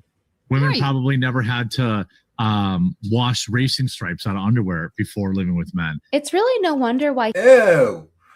He's got racing stripes? He's in a committed relationship with his bidet. When I travel now, the bidet is a thing I miss. I mean, I'll just say it. I miss it more than I miss my wife and I miss my dog. Jesus. No. He really likes getting his ass rinsed off, apparently. For $200,000 a year, I'm going barehanded picking up each turd pile. I don't even care. And poor Jeremy just doesn't seem to understand why we make fun of it, even though he's openly sharing it, as if that magically makes it less gross. Nope, sorry. Still gross, Jeremy. Walmart janitor. I hope the comment was worth it, but no panic diarrheas. I guess I'm not allowed to share stories because if I share a story, it gets turned around against me. Jeremy, even though I willingly. Welcome to the internet, Jeremy. Poor Jer Bear can't overshare anymore. Poor Jer Bear. You do still have a YouTube channel to overshare on, don't you, Jer Bear? He acts like he's okay with people unlike the people he deplatforms. Making fun of him, and he said this over and over, but clearly he isn't. If now he can't overshare, he immediately tries to deplatform people for making fun of him because his wife is off the table. She's not an internet person. Spent much time thinking about how to best handle the issues with harassment and cyberbullying in Magic. My wife has long been a victim of these actions. No evidence of that, of course. He's never produced any evidence that anybody harassed his wife. And here he is telling somebody else that they have to produce evidence if they're going to say somebody harassed their wife. And he's laughing about somebody complaining that his wife was harassed. Laughing about it. But he's using his wife as a human meat shield now in this whole situation. Wife is a nobody. No one would know who she is if she wasn't married to him. So I find that extraordinarily hard to believe. Oh, buddy! And he's like, I'm being harassed and my wife is getting these phone calls and these packages in the mail. Which is a lie. Death threats. Provide some proof there, Jerry Smollett. Well, there's no proof of any of this. And by the way, even if there was, we have nothing to do with that. He's using his wife as a human shield to silence criticism. During all of this cry bullying he did, talking about how they're harassing his wife for making jokes on details that he elected to share on stream about his own life. You would think with someone saying that their wife is a non-internet person that they wouldn't go and post her on their community tab after crying about harassment. But not only that, Jeremy Hambully here decided to actually call his wife to come on stream to try to get more donations utilizing her body. Once she comes down, I'm going to let her off the hook quick. I'm just have her do the job, show her boobs, everyone, as Nick promised. Yep. But only if you ordered can you look. And then I'll read every single super chat and respond to every single one of them. There she is. Pimping his wife. Hi. Funny how he's not very protective of his wife when it comes to her dignity. There's a guy at work who claimed that vegan veg didn't smell. Well, I can tell you this. My wife has been a vegetarian, and you can tell the difference. You don't just get to make someone part of your content and mention them constantly. Yeah, because people are harassing my wife. He's on stream talking about the smell of his wife's vagina. Okay, but people are harassing your wife. You know, I don't know. I'm a married man. I would never talk about my wife that way on any even in private. I wouldn't talk about my wife like that, let alone on a public live stream. You're talking about your wife's vaginal odor. Gross. Please declare, actually, she's a private person when it's convenient. Are you more or less attracted to me right now than you were 10 minutes ago? I think you really want to know the answer to that. And the most interesting part here is that apparently she put him up to this whole thing of getting them deplatformed. He says it here in the message himself. But also, my wife is not an internet person. Absolutely guilty of hypocrisy. Let's talk about the mythos of the Wisconsin Bowl. Jeremy has a friend, a long-term friend, that he often mentions by first name on his own stream. And it turns out that this guy, who publicly had his full name on Twitter as his username with his profile picture of himself, people found his Reddit account and figured out that he frequents cuckolding subreddits. His wife needs him and his wife plan. proactively partake in swinging. Got And vaginal Jeremy odor. brings him around, him and his wife. Bro, bring your fucking wife's big old boobs and bring her over to our house. It's 9:20. I think you could be to my house by 10. In the hot tub. I want to see your wife's big old boobs at my house in the hot tub. Hot tub's toasty, ready for you, bud. Upon discovering this Wisconsin Bowl, people found out that he also had a DV record, a very long criminal record. And Jeremy's over here inviting this guy over, and the Wisconsin Bull's wife comes over to Jeremy's house to clean, which is odd because from looking through his stuff, he seems pretty wealthy. Shout out to his wife. She is here helping keep our house clean. But we're the crazy ones for talking about his open marriage. So that's why people started talking about the Bull. He claims in his DMs with Josh Moon that he totally didn't know about this guy swinging, which is contradicted later on that week, where Jeremy goes on stream and says he's going to play darts with him next week. Our world, the abyss, and reality itself will unravel. You must restore. Is Adam coming over today? No, we have darts probably next week. He's still hanging out with the Bull with the criminal record. And so people are allowed to talk about it. He's still hanging out with the guy. Meanwhile, on Josh Moon's DMs, it's him calling him the fairy word and he didn't know about this degeneracy. He said he converted to Christianity after Charlie Kirk's death, and yet he continues to live this lifestyle. Ooh, this just in. Breaking news here, friends. Mudahar. Let me share this. Look at that. Andy Worski says, bro, this video is savage. I'm dying.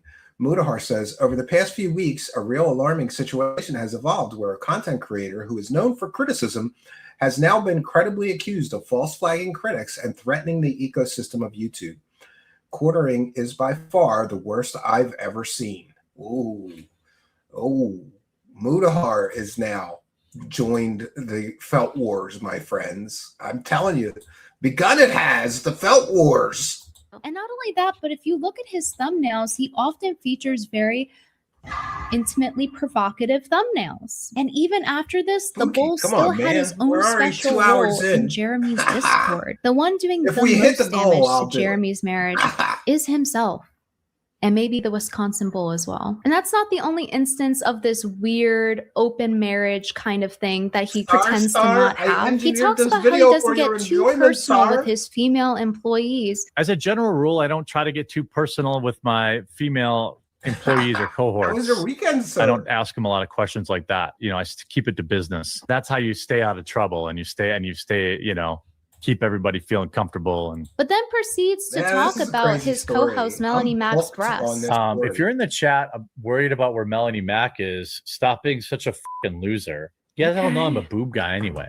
I like my boobs, you know, 2 scoops full. And his co-host is a now married and has been a Christian woman for quite some time now. But just a disclaimer, she says that she's okay with this. But I just wanted to point this out, that he's very hypocritical and is constantly lying, especially about not getting too personal with women. I like hot take.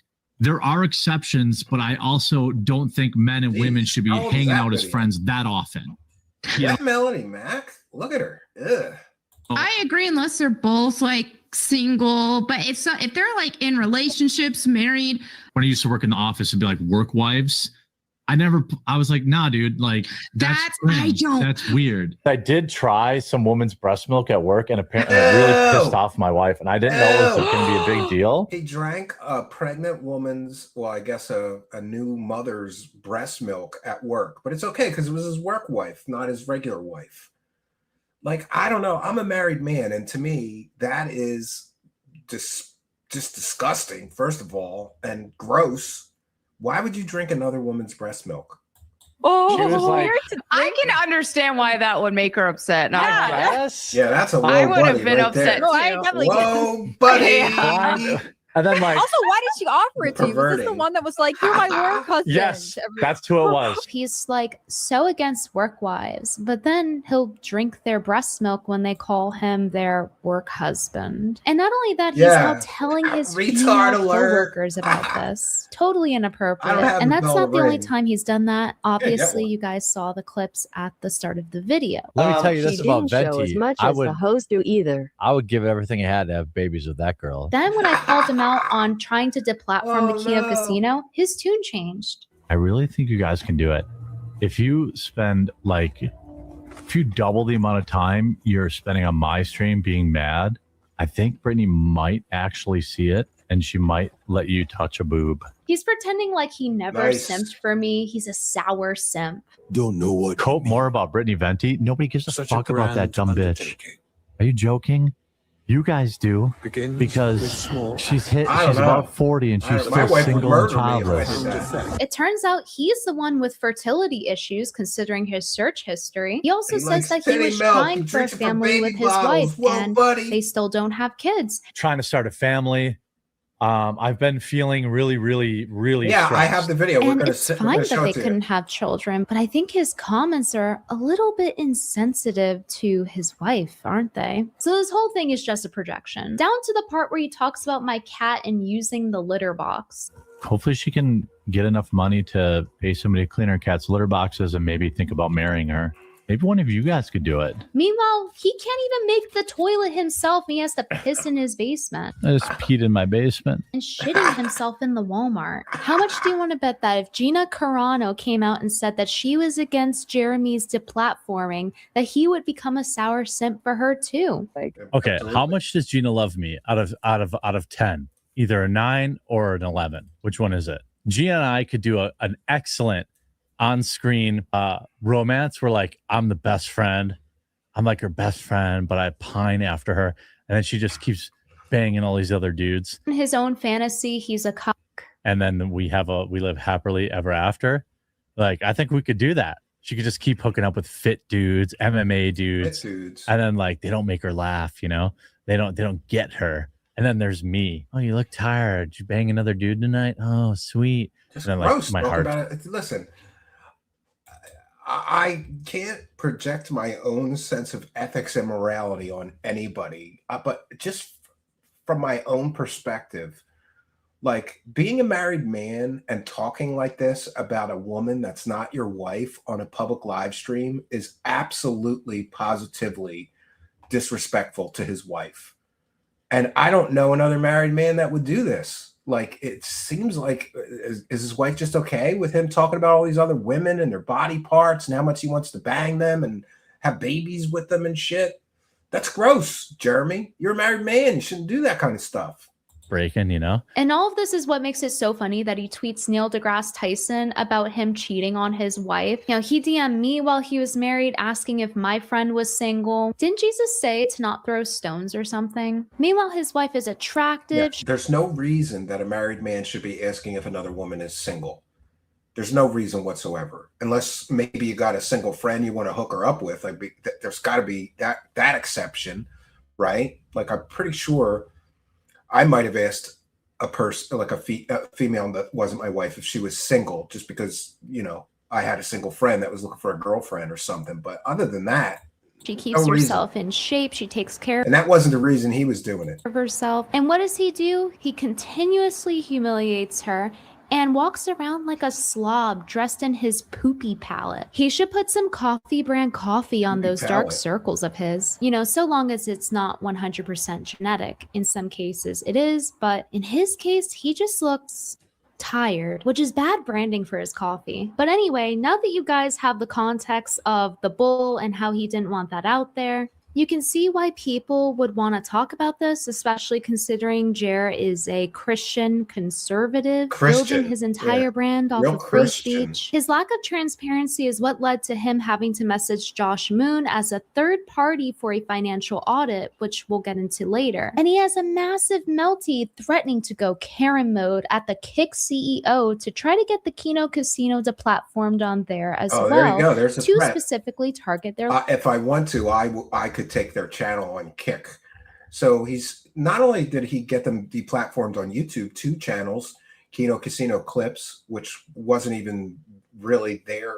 It was the editor's channel, and they got that nuked and got the Andy Worski channel nuked. Then he's threatening to take away their Kick channel from them. Livelihood, and how reasonable he's being to make it so that they cannot criticize him or the details about his life that he has elected to overshare. He even says, "I'm not mundane Matt. My viewers 100% support this." Translation, I can get away with it. Please tell me you are not flagging videos already. Though Jeremy consistently has not taken accountability for it, he does directly admit he threatened them after the fact about taking down their channel. He also doubled down and refused to apologize to them directly, which further encouraged his audience to help try to get the Kino Casino deplatformed, and subsequently causing a mass flagging campaign where now every locale is trying to take free speech away and deplatform their critics because Jeremy set the precedent that it's okay to do so. Why would you flag me? Don't flag me. Flag the Kino Casino guys. Quartering gets to start a mass flagging campaign, all while he gets to cry about how he's the one that's actually under attack. No evidence of that, of course. So no, this isn't only drama and gossip. This has to do with a more serious topic of free subscribe to our speech. channel. It's listed in the description of this video. Brad Conman TS6KC with very kind and generous $20 super chat. Thank you so much for that. Let's go. Felton, etc. The King Lee Stephen Cambion is here to A-log the ham planet. That is correct. Thank you for your kindness, generosity, and support. We'll check back in with the Kick chat. Nothing new over there. We're all caught up. We'll continue with the video. And boy, do I have a video to share with you of him being creepy at a public event and saying all kinds of shit.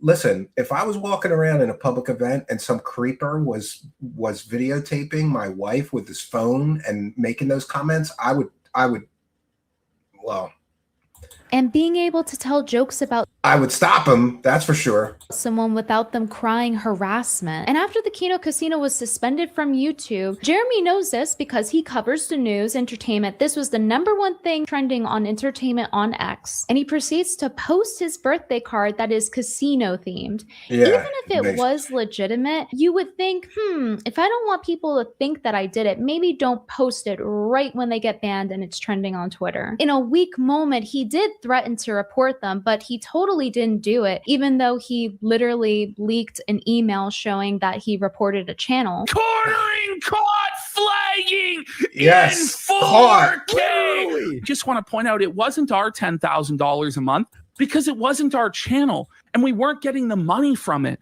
It was our editor Flake, who has a newborn fucking baby at home and he took away a 6-figure income from a new father.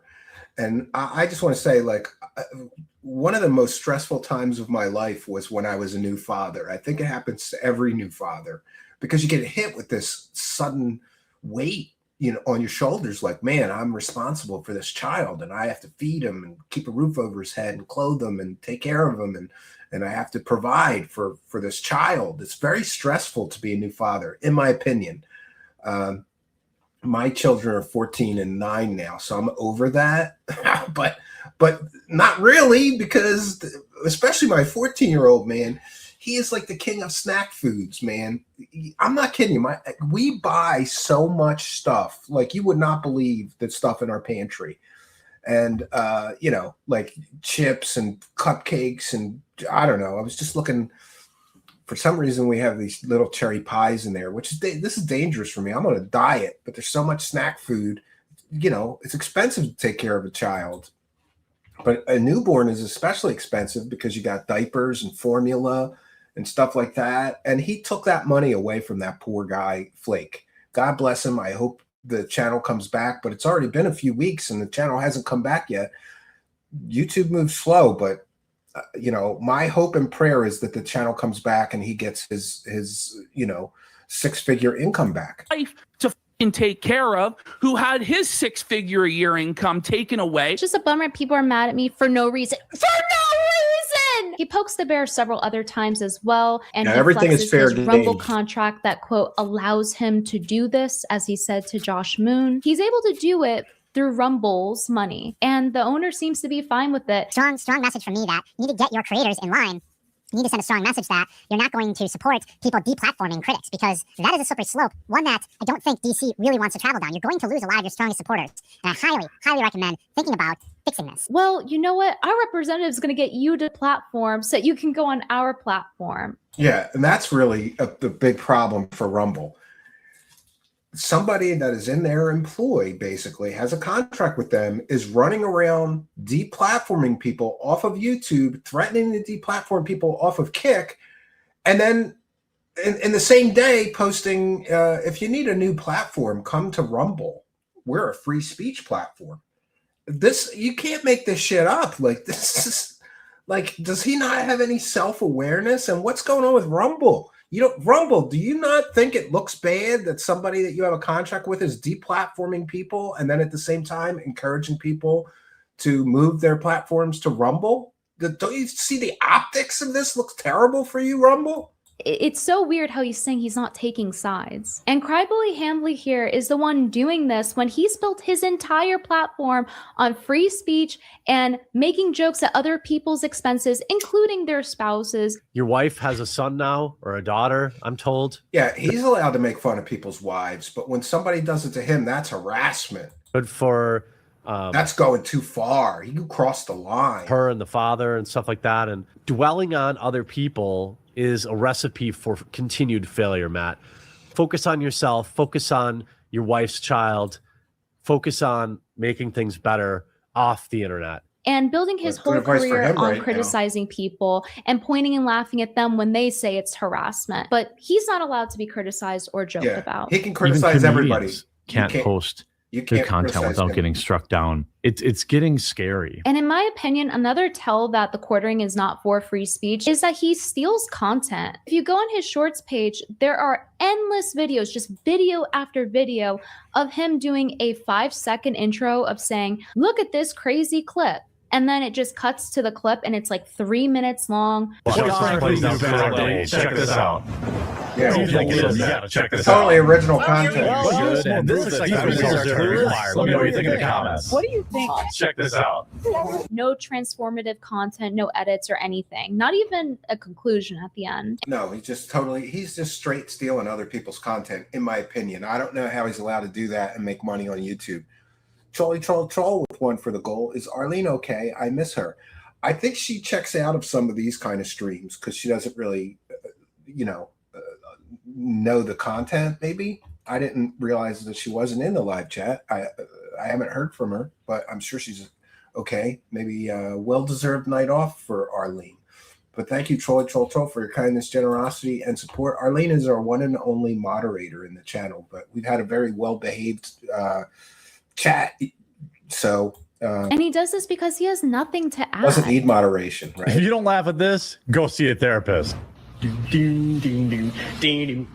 Thequartering does not credit the original animator, Backbench Animations, but instead puts his own logo on the animation. He's watermarking somebody else's animation. And you know anything about animation? It's hard work. At least you could do is credit the guy and not put your logo over it like you made it. That's straight content thievery. Hey! What? He just uploads his slop, like his short slop, to feed the algorithm, and it's the only thing inflating. Yeah, and actually he's graduated. I have it on my Twitter. We'll share it. Now the slop has gotten so bad that now he is doing the same thing with AI slop videos. So like, how much lazier could his slop content be? His channel's numbers outside of him buying a bunch of advertisement. I've got to do a bunch of low effort short slop that everyone's really mad about. I've got to do that, even though everyone does it. And no, everyone does not do it. I've never seen somebody on YouTube, or I can't say that. Actually, you know what the lowest form of content thief is? When they steal a short and they just do like they're in the frame and they're like, while the short plays. That's the only thing like this I've ever seen. I've never seen. No, not everybody steals content like you, jerk. Instead of complaining about it, you could just do it yourself. As a quote-unquote free speech advocate, he does not understand why stealing content, rendering their content and speech useless, taking money and views away from them potentially. He does not understand why this is bad. But he's free to try to take down the Kino Casino for ban evading, for breaking the rules. But he can break the rules, and you're just jealous. Jeremy has a history of repeated blackout streams. He seems to have a very bad alcohol problem. And one of his streams that's very well known is put the bottle down, in his basement stream. My wife went out for pizza without me. And I'm I'm angry pissed in about the it. basement. Yeah, nice. So I'm going to win this round, and I'm going to pee. If I don't win this round, I'm going to pee in my own basement. I'm not taking a pause to pee. Oh, I'm almost about to pee my pants. I got to pee so bad. Get up! No! Did he just piss on his desk or what? Where is he pissing? I just peed in my basement. If you want to watch a streamer that wants to pee in the potty, go watch someone else. Have I pissed on the floor yet while my wife is out with the Jewish bull? You're right. No, not yet. Not yet. Not yet. Not yet. He hasn't. We want to thank the Cheap Chimp for one for the goal. Didn't SoFlo get blown off the internet because of this? H3 got pretty popular covering it back in the day. Not familiar with that, so I'm not really sure. Is that another flagger? SoFlo? I'm not familiar with that. Remember, I'm kind of new to the whole locale thing, but thank you, the Cheap Chimp, for your kindness, generosity, and support. Big support tonight. One more for the goal. I haven't checked in with the goal. Where are we at? We're at 17 of 50.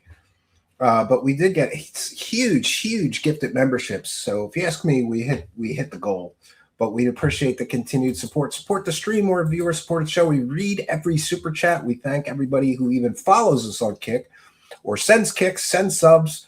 Buy me a coffee. Instructions for how to support our show is in the description of this video or podcast. This is another reason that people were critical of him, including the Kino Casino. He just constantly has dead air and he's a bad entertainer. He's terrible. Okay. One. 2, 3. It's like 5 so far. 4, 5, 6, 7, 8. Doobie doobie doo. That doesn't count. 8, 9, 11, 12, 13, 14, 15, 16, 17, 18, 19, 20. Holy, bro. 20 seconds of dead air. They don't call him dead air Jer for nothing. Dead air Part Jer. of what the quartering makes content is generous because a lot of it is just filler. Another example of his filler content is him over-explaining his technical issues that he seems to have like every show. Yeah, doesn't he have a whole OBS, staff? so they just stay on and overheat. They're constantly giving me problems like this. Oh yeah. And past the That's Amazon thing. Why say the story? And if it's not one of those two things, it'll be him asking how everyone's weekend is going. How is your weekend?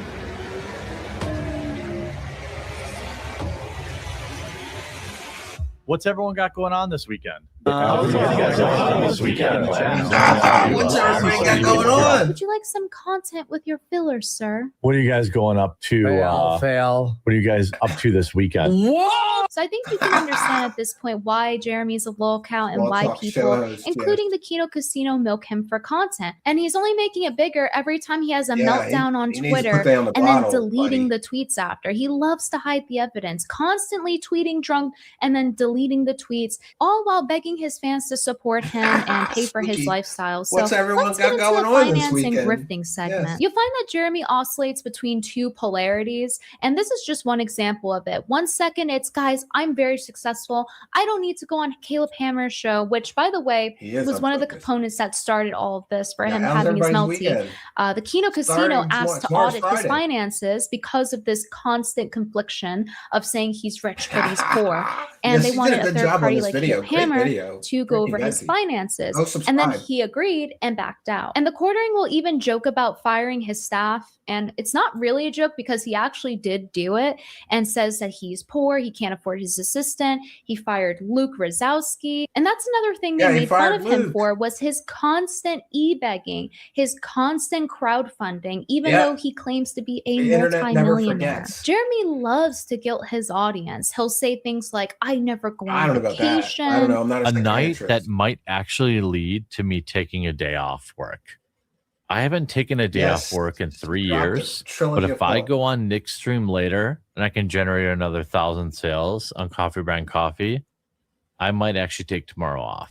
If my channel makes it through this Christmas, it'll be a huge miracle. He's begged for his audience to bail him out for overspending on coffee, which is a repeated theme that he overspends money, by the way. I shipped way That's too gross. many That is Mother's totally Day gift gross. boxes to Amazon.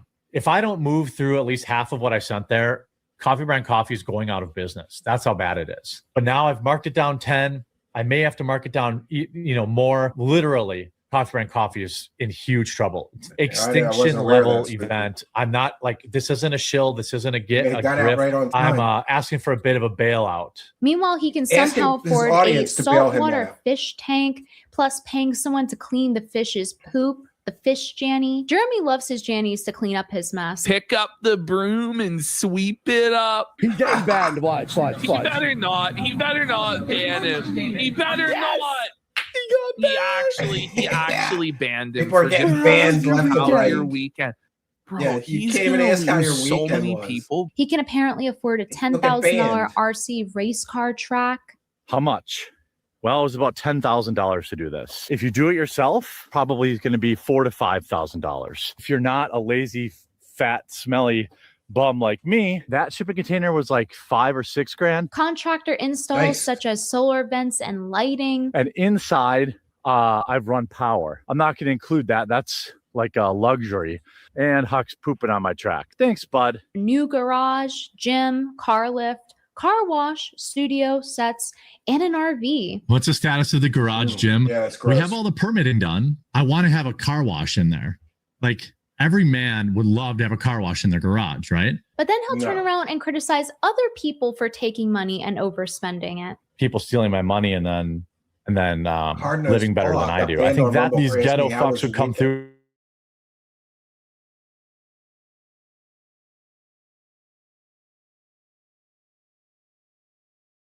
of the medication that they were just selling anyway. Just because, people should be buying name brand shit and all this other stuff when I'm paying for it. Except his fans are the ones paying for it. He begs them, guilts them, say he's going to go out of business, turn around and buy a bunch of luxury goods by his own description, and then just keep asking for more. It's crazy that in his own mind, he thinks he treats his audience well by like spamming them with ads on ads, having them pay more money to get discounts on things. So like spending money to have to spend more money. And then the content that he charges them for is just the same content that he already had. Use your fat hands, Jerry. It's just grift after grift after grift. And it gets to the point where his own fans are tired of his coffee shills. They're saying to not even buy coffee anymore until morality. Yeah, and that's another thing. He takes money from his audience and then he promises extra videos and then he never delivers the extra videos. That's scammy. Proves. There are so many things that he told his audience he would deliver on that I cannot sit here and read them all. So you guys will have to pause to read. It's just this constant crowdfunding and begging for money when he is a multi-millionaire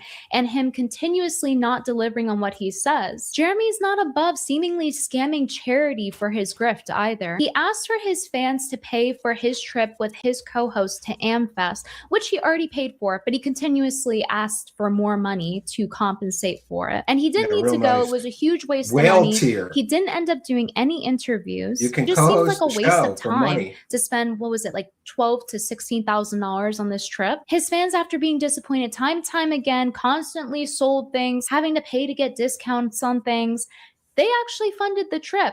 But there was a condition.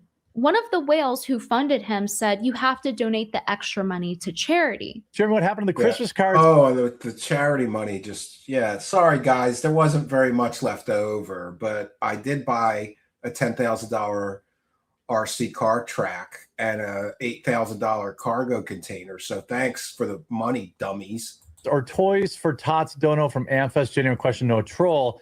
There was a donation made and there wasn't much left, to be honest. But then when he's asked about his donation, he says that there wasn't much extra. We had one person cover enough for the whole thing. Their only ask is that everything we raised above and beyond that. Yeah, this guy got a PPP There definitely loan. wasn't Toys for Tots, as much left as I hoped, but I made a separate donation at Toys for Tots anyway.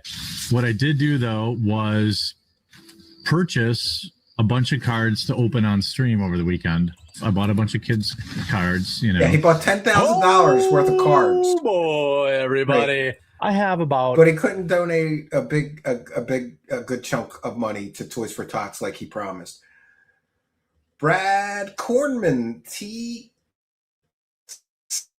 TKC with one for the goal. Yeah, mixed whiskey, SSRIs, and Ativan is never a good idea. Who knew? Yeah, I heard he's got like people are saying that he's addicted to Xanax, and that's bad. Yeah, I used to know this girl, and she called them Xannies. She loved Xanax.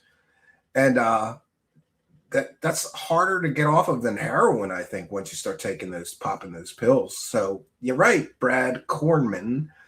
Yeah, apparently mixing, Ativan, Xanax, and alcohol is not a good idea. Yeah, imagine that. Who knew, right? Who knew that would be a bad idea? $10,000 in product to open up. So just to be clear, the whale donated all of the expenses for the trip, and he had made $6,000 approximately prior to that. But he, quote, doesn't have that much left over to donate to charity. Yeah, suffer, kids. No toys for you. I need an RC car track and another brand new Rolex. Fuck those kids. Fuck them. They don't need toys. Fuck them. It seems like those poor kids got scammed out of their toys so that Jeremy could buy his. Yeah. Those Pokemon cards should be in the hands of some child. And if he did donate, how much was it? Only a few $100s? And even if he did overspend and spend even more money for some reason, because he loves to waste money, he proceeded to spend like $10,000 on Pokemon cards, which he regularly loses money on because somehow At a game where it doesn't require any skill, he still sucks at it. And Jeremy can say, no, that's not true. But if it's not true, then why not get financially audited when you're doing all these suspicious things, wasting your fans' money, especially when you live in a mansion and you're a multi-millionaire. And it seems like he's lying about his coffee grift as well. He told his audience that he makes everything in-house, it's his machinery, begged his audience for money for this. There's a big difference between what I do and what most everyone else does. I don't drop ship my coffee. We roast our own special blends. We hand flavor our beans. We pack our orders. We ship our orders. We handle our customer service. We are not a drop ship outlet. We're a real coffee company. I need to try and reach out and give you an understanding of why I could use some help. What is the solution? Well, it's to buy about $80,000 in equipment. And then it turns out that it's seemingly a white label company that actually supports the SJW stuff that he says he doesn't like and is woke. And for the past 3 years, I've prided Coffee Brand Coffee on remaining completely apolitical. Yeah, I got to upload. And that's literally why I called it that. And the overlap of the staff, it's the same staff that's handling the generic coffee that handles Jeremy's coffee. He just gives them t-shirts and tells them to put it on so he can take the photo and say it's his own staff. And you may say, well, what's the big deal if it's white label? Well, the big deal is that he's lying to squeeze more money out of his fans because he claims, well, we paid for the machinery. I want you guys to pay for it. And this is our own staff. And it's just this whole thing to try to get more money out of his audience. Yeah. There's so many inconsistencies, like Player One Coffee, which is ran by the CEO of Jeremy's sponsor, Meta PCs, seems to be the one repackaging the coffee when Jeremy says, oh, it's mine, I make it in-house. And he admits that he doesn't roast his own coffee. So it's just this constant back and forth. Claims it's his staff, even though it doesn't seem like it is. It just seems like he made them put shirts on because it's the same staff if you cross-reference the photos. And then he mentions the place that's actually making the coffee while also pretending to not know what it is. Does Mill Creek roast your coffee beans? Who's that? Yeah, it's funny because the woman who runs the company is totally unaffected by it. She was she was laughing about it to me. Like, I was seeing the emails come in and they were hilarious. You did a little fulfillment work for a guy I don't like on the internet. You as a woman, you shouldn't do, that's how they read. I get my coffee from over a dozen providers. It is his staff. It isn't his staff. He doesn't know the coffee manufacturer. He does know it. I own the equipment. I don't own the equipment. Boy. It's this.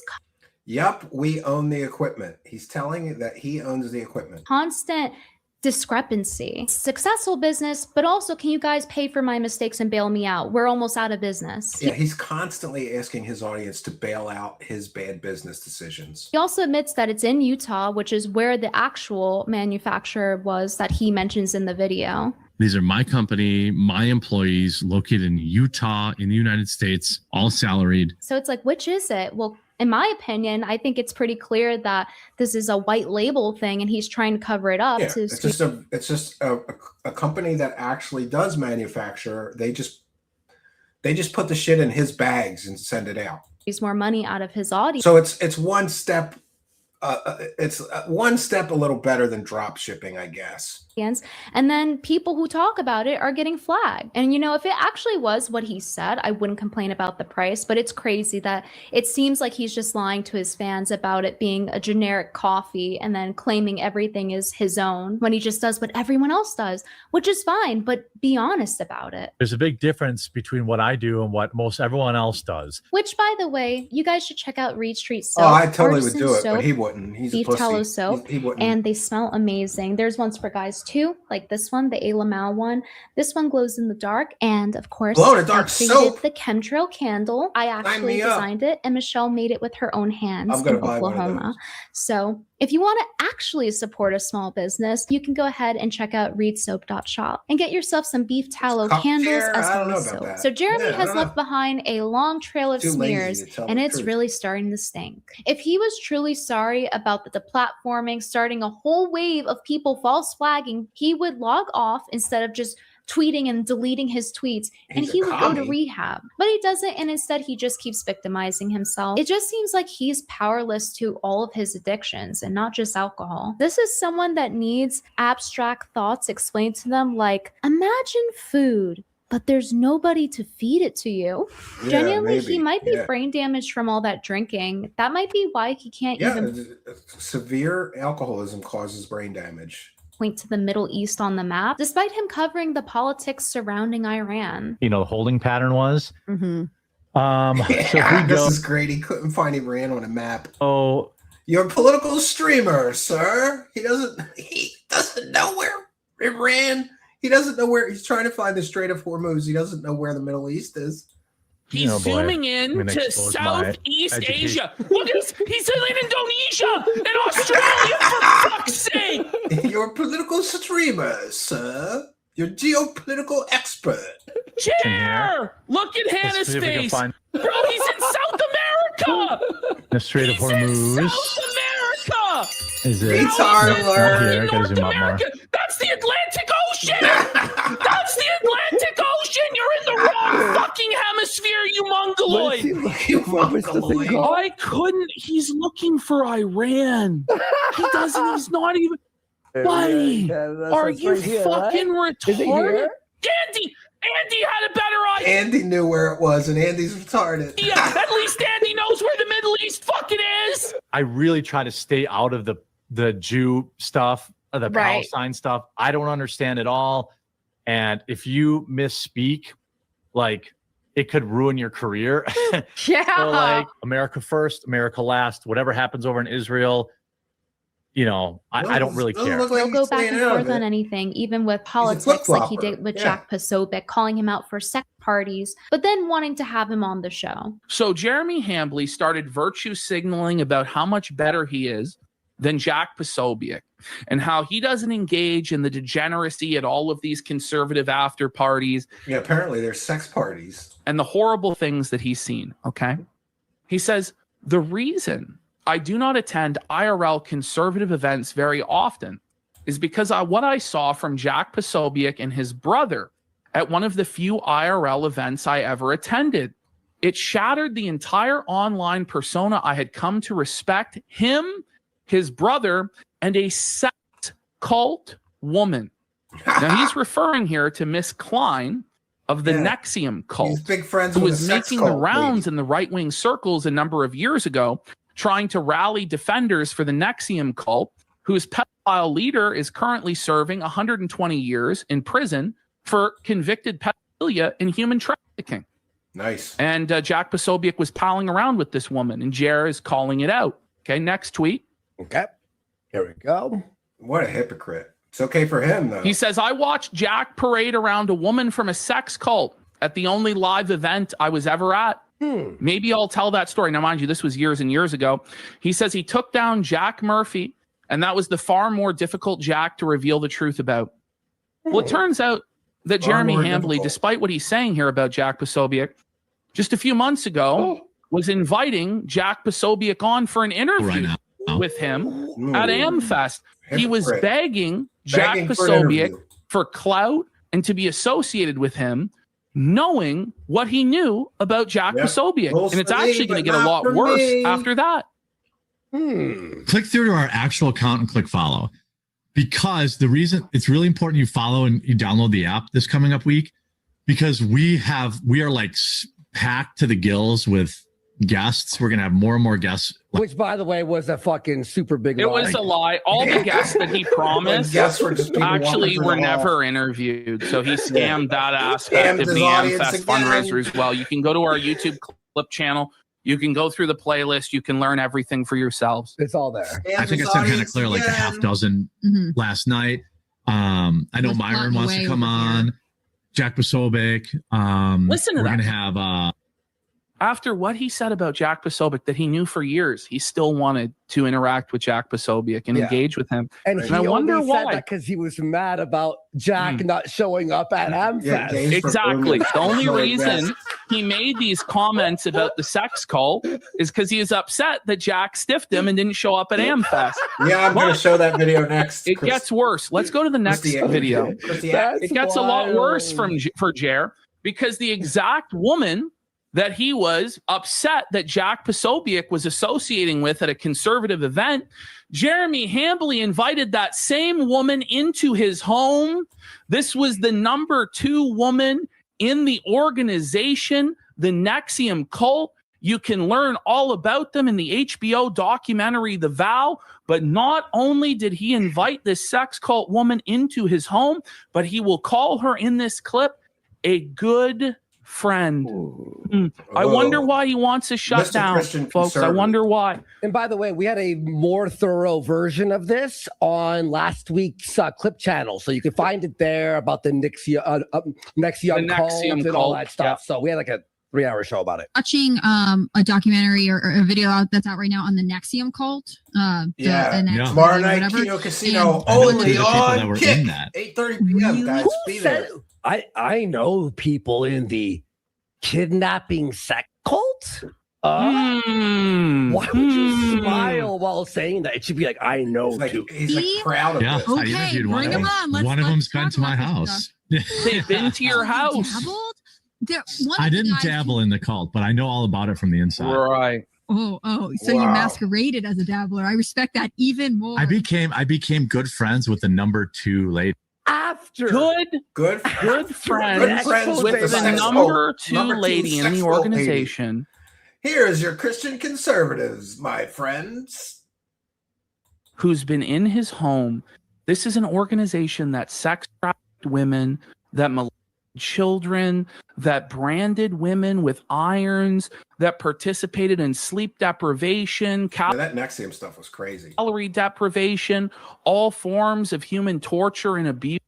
And Jeremy Hambley considers the number 2 woman in this organization basically a Ghislaine Maxwell type woman who would procure women for the leader's desires, a good friend that he invites into his home.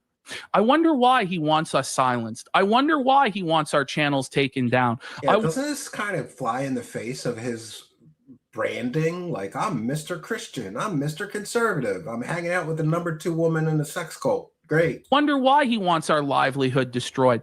It's because we showcase things like this in a humorous, mocking way that is effective, and it scares him, and it makes him upset. And he cries. The more he tries to shut this down, the more people are going to hear about it. All right, there's Brittany Venti's video, friends. We made it through. And I have one more thing that I wanted to share. This is the cringiest thing that I have seen in a long, long time. Here's your Christian conservative. And just give a shout out to Camelcast Official. They say, I edited this together from a quartering IRL stream. His goal was to actually stalk women. At one point, he follows a woman with children while making sexual remarks. She looks back in fear several times for several minutes. What the F? Share this. So big shout out. You can follow them at Camelcastoff. It's Camelcast Official, at Camelcastoff on X. This is the creepiest thing I've seen in a while. This is total, like, you ever been somewhere in public and you know some creepy dude is like, bothering women? This is creepy. If I did see a girl in a chainmail bikini, we would have got her on camera. Here's a MILF. Come on, dude. That's somebody's wife and somebody's mom. We got a thick girl right there, boys. Rawr. Oh, here's another one. He's like following women around with children. Look at her look back uncomfortable. She's like, why are you Bristol, filming? Wisconsin. Oh, her cup overflows. She's a little bit old, but she overflows. Adam Racehorsey. The super chats will blot out the sun. Yeah. That's what I'm talking about. It's like stalking women at a Ren fair. Look at her. She looks back several times uncomfortable. Why are you filming people? MILF, yeah. She's keeping it tight. You know she DTF if she got kids. You know she's DTF if she's got kids. You're lucky the woman's husband wasn't there to smack you silly, Jer. Yeah, boy. Here you go. Oh, wow. Excuse me, officer. I know it looks bad, but somebody paid me $20 to do it. Oh boy. So there is your Christian conservative, right? Your Christian conservative, sir. Wow. Had a little bit more to share, but we're already we're already going on 3 hours here. One more bit of support. One for the goal from Cal Cirque Koningratzer. Hope I said that right. And keep in mind, Jarrett is 6'5" and 400 plus pounds. So imagine how scary this would be if you were a woman. Yeah, that even if he was a little mousy guy, it's still creepy. But being a big hulking monster like that, yeah. Imagine being a woman and this weirdo is just following you around talking about how you're down to fuck because you have kids and how you're a MILF and shit. And again, this guy is a married man. A married man shouldn't be doing this kind of stuff. But thank you, Kaiser Koningratzer, for your kindness, generosity, and support. And we want to thank Shoveltooth, who just sent a rage quit. 500 kicks, very generous. And he says, I fancy myself a 6th density wanderer, but I'm probably just a dirty 3D repeater. Godspeed, David. And another 50 from Raymond Sycamore Rope. Thank you for the 50 kicks. And Reardon Steele sent a hype 10. And then we had Winter Soldier sent a hype 10 kicks. So thank you all for the kick support. So tomorrow night, 8:30 p.m. only on Kick. Please do check out the Kino Casino. I am so looking forward to tomorrow's show. They've had a little bit of a break and a vacation, and I know they always come back raring to go. So it's probably going to be one of those 10-hour, 8 or 10-hour long streams, right? And they're fired up about this. They are fired up. And we have Nerd City, $5 for Dr. Stephen Greed. With $10. Thank you, Nerd City, for your kindness, generosity, and support. And I think Dr. Stephen Greed will be making a comeback here very, very soon. And I also, I have a surprise for our for the Felt Wars for next week. If we do another show on this, and we probably will, because Jarrett's going to keep on losing, and he's going to be drunk tweeting some more. I'm sure, he's taking some time off from the live show, so I'll have more time to drink and seethe and cope and send nasty tweets, and then morning Jared will wake up and delete those tweets, but we'll capture them. We'll get them all. Thank you, Nerd City, for your kindness, generosity, and support. Rice Patty Master, I hope you keep doing these. Well, as luck would have it, I suddenly have extra time every week because one of the biggest people that we usually cover, we're not going to be covering anymore for obvious reasons. And so I probably will continue. Spooky says the house always wins. Felt Wars 2 thumbnail is cooking. Listen, Spooky, put Andy Worski on it this time because we did PPP. I kind of forgot. I was like, oh, maybe we should have put both of them on the thumbnail, but you put PPP on this first one, so put Andy Worski on the second one, and not as Darkside Phil, as Andy Worski, so people recognize him, right? Maybe the Quartering strikes back. Begun they have the Felt Wars. I really was gonna get. I have to clone Yoda's voice. I can make a video for the. I'm going to make a video. Begun it has. The Felt Wars. Yes, friends. If you're just joining us, we've been covering the Feltening Wars, or the Felt Wars as we've decided to call it. And I just have to say, I'm going to pray for Jeremy because goddamn, the worst people on the entire internet that you could possibly piss off real badly is the Kino Casino. What do you think is going to happen now? What do you think they're going to do after you just stomped all over free speech, threatened to destroy their YouTube channels, and then suddenly their YouTube channels are destroyed? What do you think? And this has just begun. I predict that he's going to have an awful lot of problems continuing his internet career. And I thought about doing a top 10 jobs that Quartering could do, right? I think UPS driver is right at the top. Could become a UPS driver, right?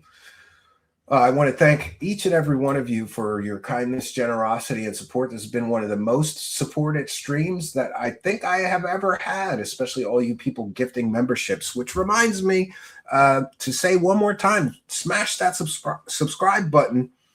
Huge boost to the channel. Hit the notification bell. Come be a part of our live interactive tapings for the show. You are most welcome. And I know that Spooky earlier shared the link to our Discord. You could join us over there and talk with like-minded weirdos 24/7, not just when we're broadcasting live. Also, please check out our website, truthseekershow.com. From there, you can get all the latest episodes, whether you want them in audio format or video format. They're all there, but just note that the audio is always, I forget. Sometimes I just forget to upload those. I'm a little bit behind right now. I'm going to get caught up tonight. And also, please be sure to like, comment, subscribe, and share these videos on your social media. It really, really does help us. It's a huge boost to the channel when you share the link to our latest live show on your social media, whether you do that on Instagram or X or Facebook, wherever you can, share these videos. It really, really does help our reach. And in an age of ever increasing censorship and shadow banning, you can help us counteract those things just by sharing the video. Very, very big boost to the channel. Great show. Big up, Steve, from the official Blade and Word counter. Yeah. So I want to thank everybody for the tremendous support, especially people buying those memberships. This has been the biggest night for people getting free gifted memberships that I remember in the history of our show. I think 125 or more people got a free channel membership, and now they get that member badge. They get priority reply in the comments and in the live chat, and they get those extra goodies in our members only section. Craig did the right thing. Jeremy would have dropped N-bombs or other gay op to get him banned like he's done before. Otherwise, he'll roll over and add nothing. It's why PPP doesn't want him on too. Yeah, we have experienced that. We got N-bombed once here. We have these panel shows, which is really kind of a bad idea given how schizoid so many people in the whole UFO kind of community are. But we had somebody come on and N-bomb us. I had to take the stream down immediately because I don't want those kind of problems. Somebody also porn bombed us. And then one time somebody cock and ball bombed us. What do I mean? We have these open panel shows where anybody can join. And now when we do it, we have to say something stupid. And that is, you must wear clothes. You're free to join the show, but you have to wear clothing. Somebody came on and just showed their cock and balls, right? And I had to take that stream down. We haven't had one of those crazy live panel shows in a while, but maybe we'll do that soon. I'm thinking that we might do an open panel discussion about recent events. If you know what I mean, that may be a good idea. And listen, I do want to make a request. I've seen a lot of comments. First of all, I want to say on the record, I'm not responsible for anybody's comments but my own. In other words, if I tweet it, then I stand by it. But I can't endorse anybody saying anything about this David Wilcox situation, because I have seen some things that I definitely think crossed the line, even if there were people that were trying to support me. So I will ask not to do that. You know, if you want to support me or let me know you support me, send me a message. My DMs on X are open. You can follow me there at Stephen Cambion. But please don't publicly post things that are cruel or people would find offense, regardless of what I thought of the guy as a human being with a family. And I don't want people connecting. You know, people think they're supporting me and they're saying kind of, and by the way, not all, just a very few of those comments are out there. But I don't want people like Corey Good to be able to see how cruel they are, see those people. And by the way, Corey Good is actively trying to crowd strike my channel. He's telling people to report my channel. He wants me criminally investigated and held accountable. There are people also trying to interrogate me. Like, who made that song? Who made that song? You made that song, Stephen. You made that intro video. No, it was somebody in my Discord and I used it under fair use. And then they said that making a meme is cyber stalking. No, it's not. And then they said, somebody, the decedents, the poor guy who shot himself, his family can sue you for making that. No, they can't. Well, are they going to sue everybody on the internet that made a meme about the guy? Go Google David Wilcock memes. There's tens of thousands of David Wilcock memes. So, but again, please try to be sensitive regardless of, I get it. A lot of people didn't like the guy. I get a lot of people, I don't want to have my audience associated with any cruelty, because then that's going to be used against me and it will reflect poorly on me. So, please be respectful if you make comments. And by the way, by and large, many people were. My ability to argue with stupid people, though, is about over for the week. I'm going to be unplugging at the cabin. Literally, I will unplug the router when I get there. I'm going to have I believe I'm going to have an internet-free weekend. My wife can contact me if she needs to. But other than that, I don't, and I also just want to say to the people that are sending me, real nasty messages and death threats, these are the same people that's saying I'm cyber stalking and I'm harassing people, but they're sending me death threats and wishing ill on me and my family and all kinds of stuff and saying that'll burn in hell, right? Whoa, how very love and light of all of you people. How very love and light. I'm going to be, I've had my fill for the week. And by the way, I don't mind if somebody approaches me respectfully and has a question or a comment. There have been some supporters of that guy who reached out to me and were very kind about it, but told me that they thought what I did was crossing the line and what I did was wrong. And, my response to them is, did you think that David Wilcock crossed the line when he called me a Satan-worshiping child predator? I have children of my own. I volunteer for a children's charity. Was it crossing the line when he accused me of stealing money from his bank account, accused me of getting his swatted? Did you reach out to him and tell him that was wrong to do? Of course not. So there seems to be a double standard here. And, it is what it is. But in any case, I appreciate the words of support too. Many people have sent me messages saying like, these people are crazy. But by the way, please don't send me any of the crazy. Like, I've seen enough of it. People are sending me links to this person said this about you, Stephen. This person said that. I've had a hell of a week, and I've kind of like absorbed all that I can from that situation. And hopefully I'm going to take a couple of days off and come back rested and recharged and raring to go. It's always good to have a place to go to unplug. I love that cabin. I'll be there working on the new cabin this weekend, weather providing, right? I know I can't blame myself for whatever anyone else does, but the problem is that the retarded people like Corey Good, the secret space clown, are going to be screenshotting stuff and saying, see, that's Truth Seeker's audience. They're so cruel. Look what they said. And I don't want it to reflect on me. It shouldn't reflect on me. I didn't say it. And for all I know, people are doing that purposefully to make our community here look bad. And I don't like it. But in any case, I want to thank each and every one of you for joining us. We've had one of the best supported streams of my lifetime here. Big support tonight. Thanks to all of you for your kindness, generosity, and support of the show. It is much, much appreciated. Now, I'm trying to find this to place out with the Kino Casino versus the Thequartering. Yes, I have it. So I'm not sure when I'll be back. So please follow me on X. We always announce the live shows at least a few hours in advance there. And you could join our Discord server. You could follow me on Facebook as well. It's just at Stephen Cambion. Same for X, at Stephen Cambion. So I want to thank all of you. What a tremendous night of support. But that's all I got for you. So until next time, friends, my name is Stephen Cambion. Good night, and God bless all of you. The left is attacking my bowel movements. My toilet is under attack from the woke left. Definitely tired. He's tired. He's sleepy. Ever notice how dark and sunken in my eyes are? We've noticed how dark the bags under your eyes are, buddy. I only talk about it every day. He's Raccoon Man.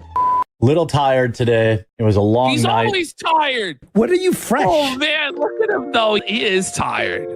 I'm going to take a nap. Take a day off. Look at his eyes. They're just bloodshot. Look at his left eye. It's completely bloodshot.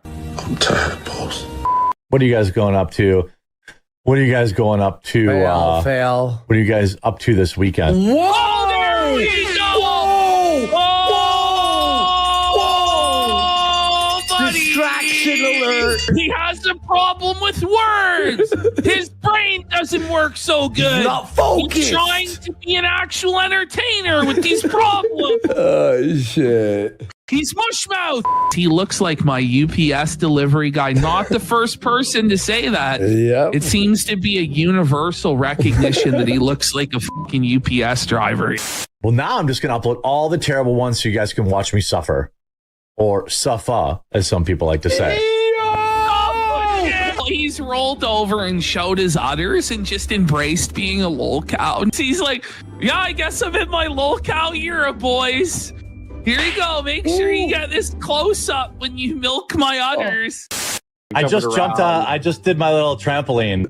I want to see Jared do tricks on the trampoline. You think Jared can do a 360 backflip, buddy? He's going to poo his pants on the trampoline, guaranteed. I'm going to have to shit for sure. The pooth is out there, pal. I have anxiety diarrhea. He has anxiety diarrhea. I was getting like diarrhea a lot. I had to run a red light and still some came out. Can you imagine if he did run the red light and just T-bone a family and like paralyze some? Officer, I'm sorry I killed that family of 4, but I couldn't shit my pants. Your political live stream, sir. You've never had the joy of pissing in your own basement. The woke is so owned, good sir. And the left, that's the number one insult. The left. Are you for real, bro? It's anybody who would hear it would make fun of you. If I eat healthy, explosive diarrhea. You don't have to tell anybody this shit. No one wants to know about your shit. You shitter. The left is attacking my bowel movements. My toilet is under attack from the woke left. No, I'm pretty sure your toilet's under attack from you, good sir. To bring back the shit stories, I'll share them. No. Sometimes they'll have bathrooms available if they're like a park or something like that. Usually it's where like homeless people shoot up. I had like a diarrhea moment. This is your quartering heritage moment. His diarrhea moment.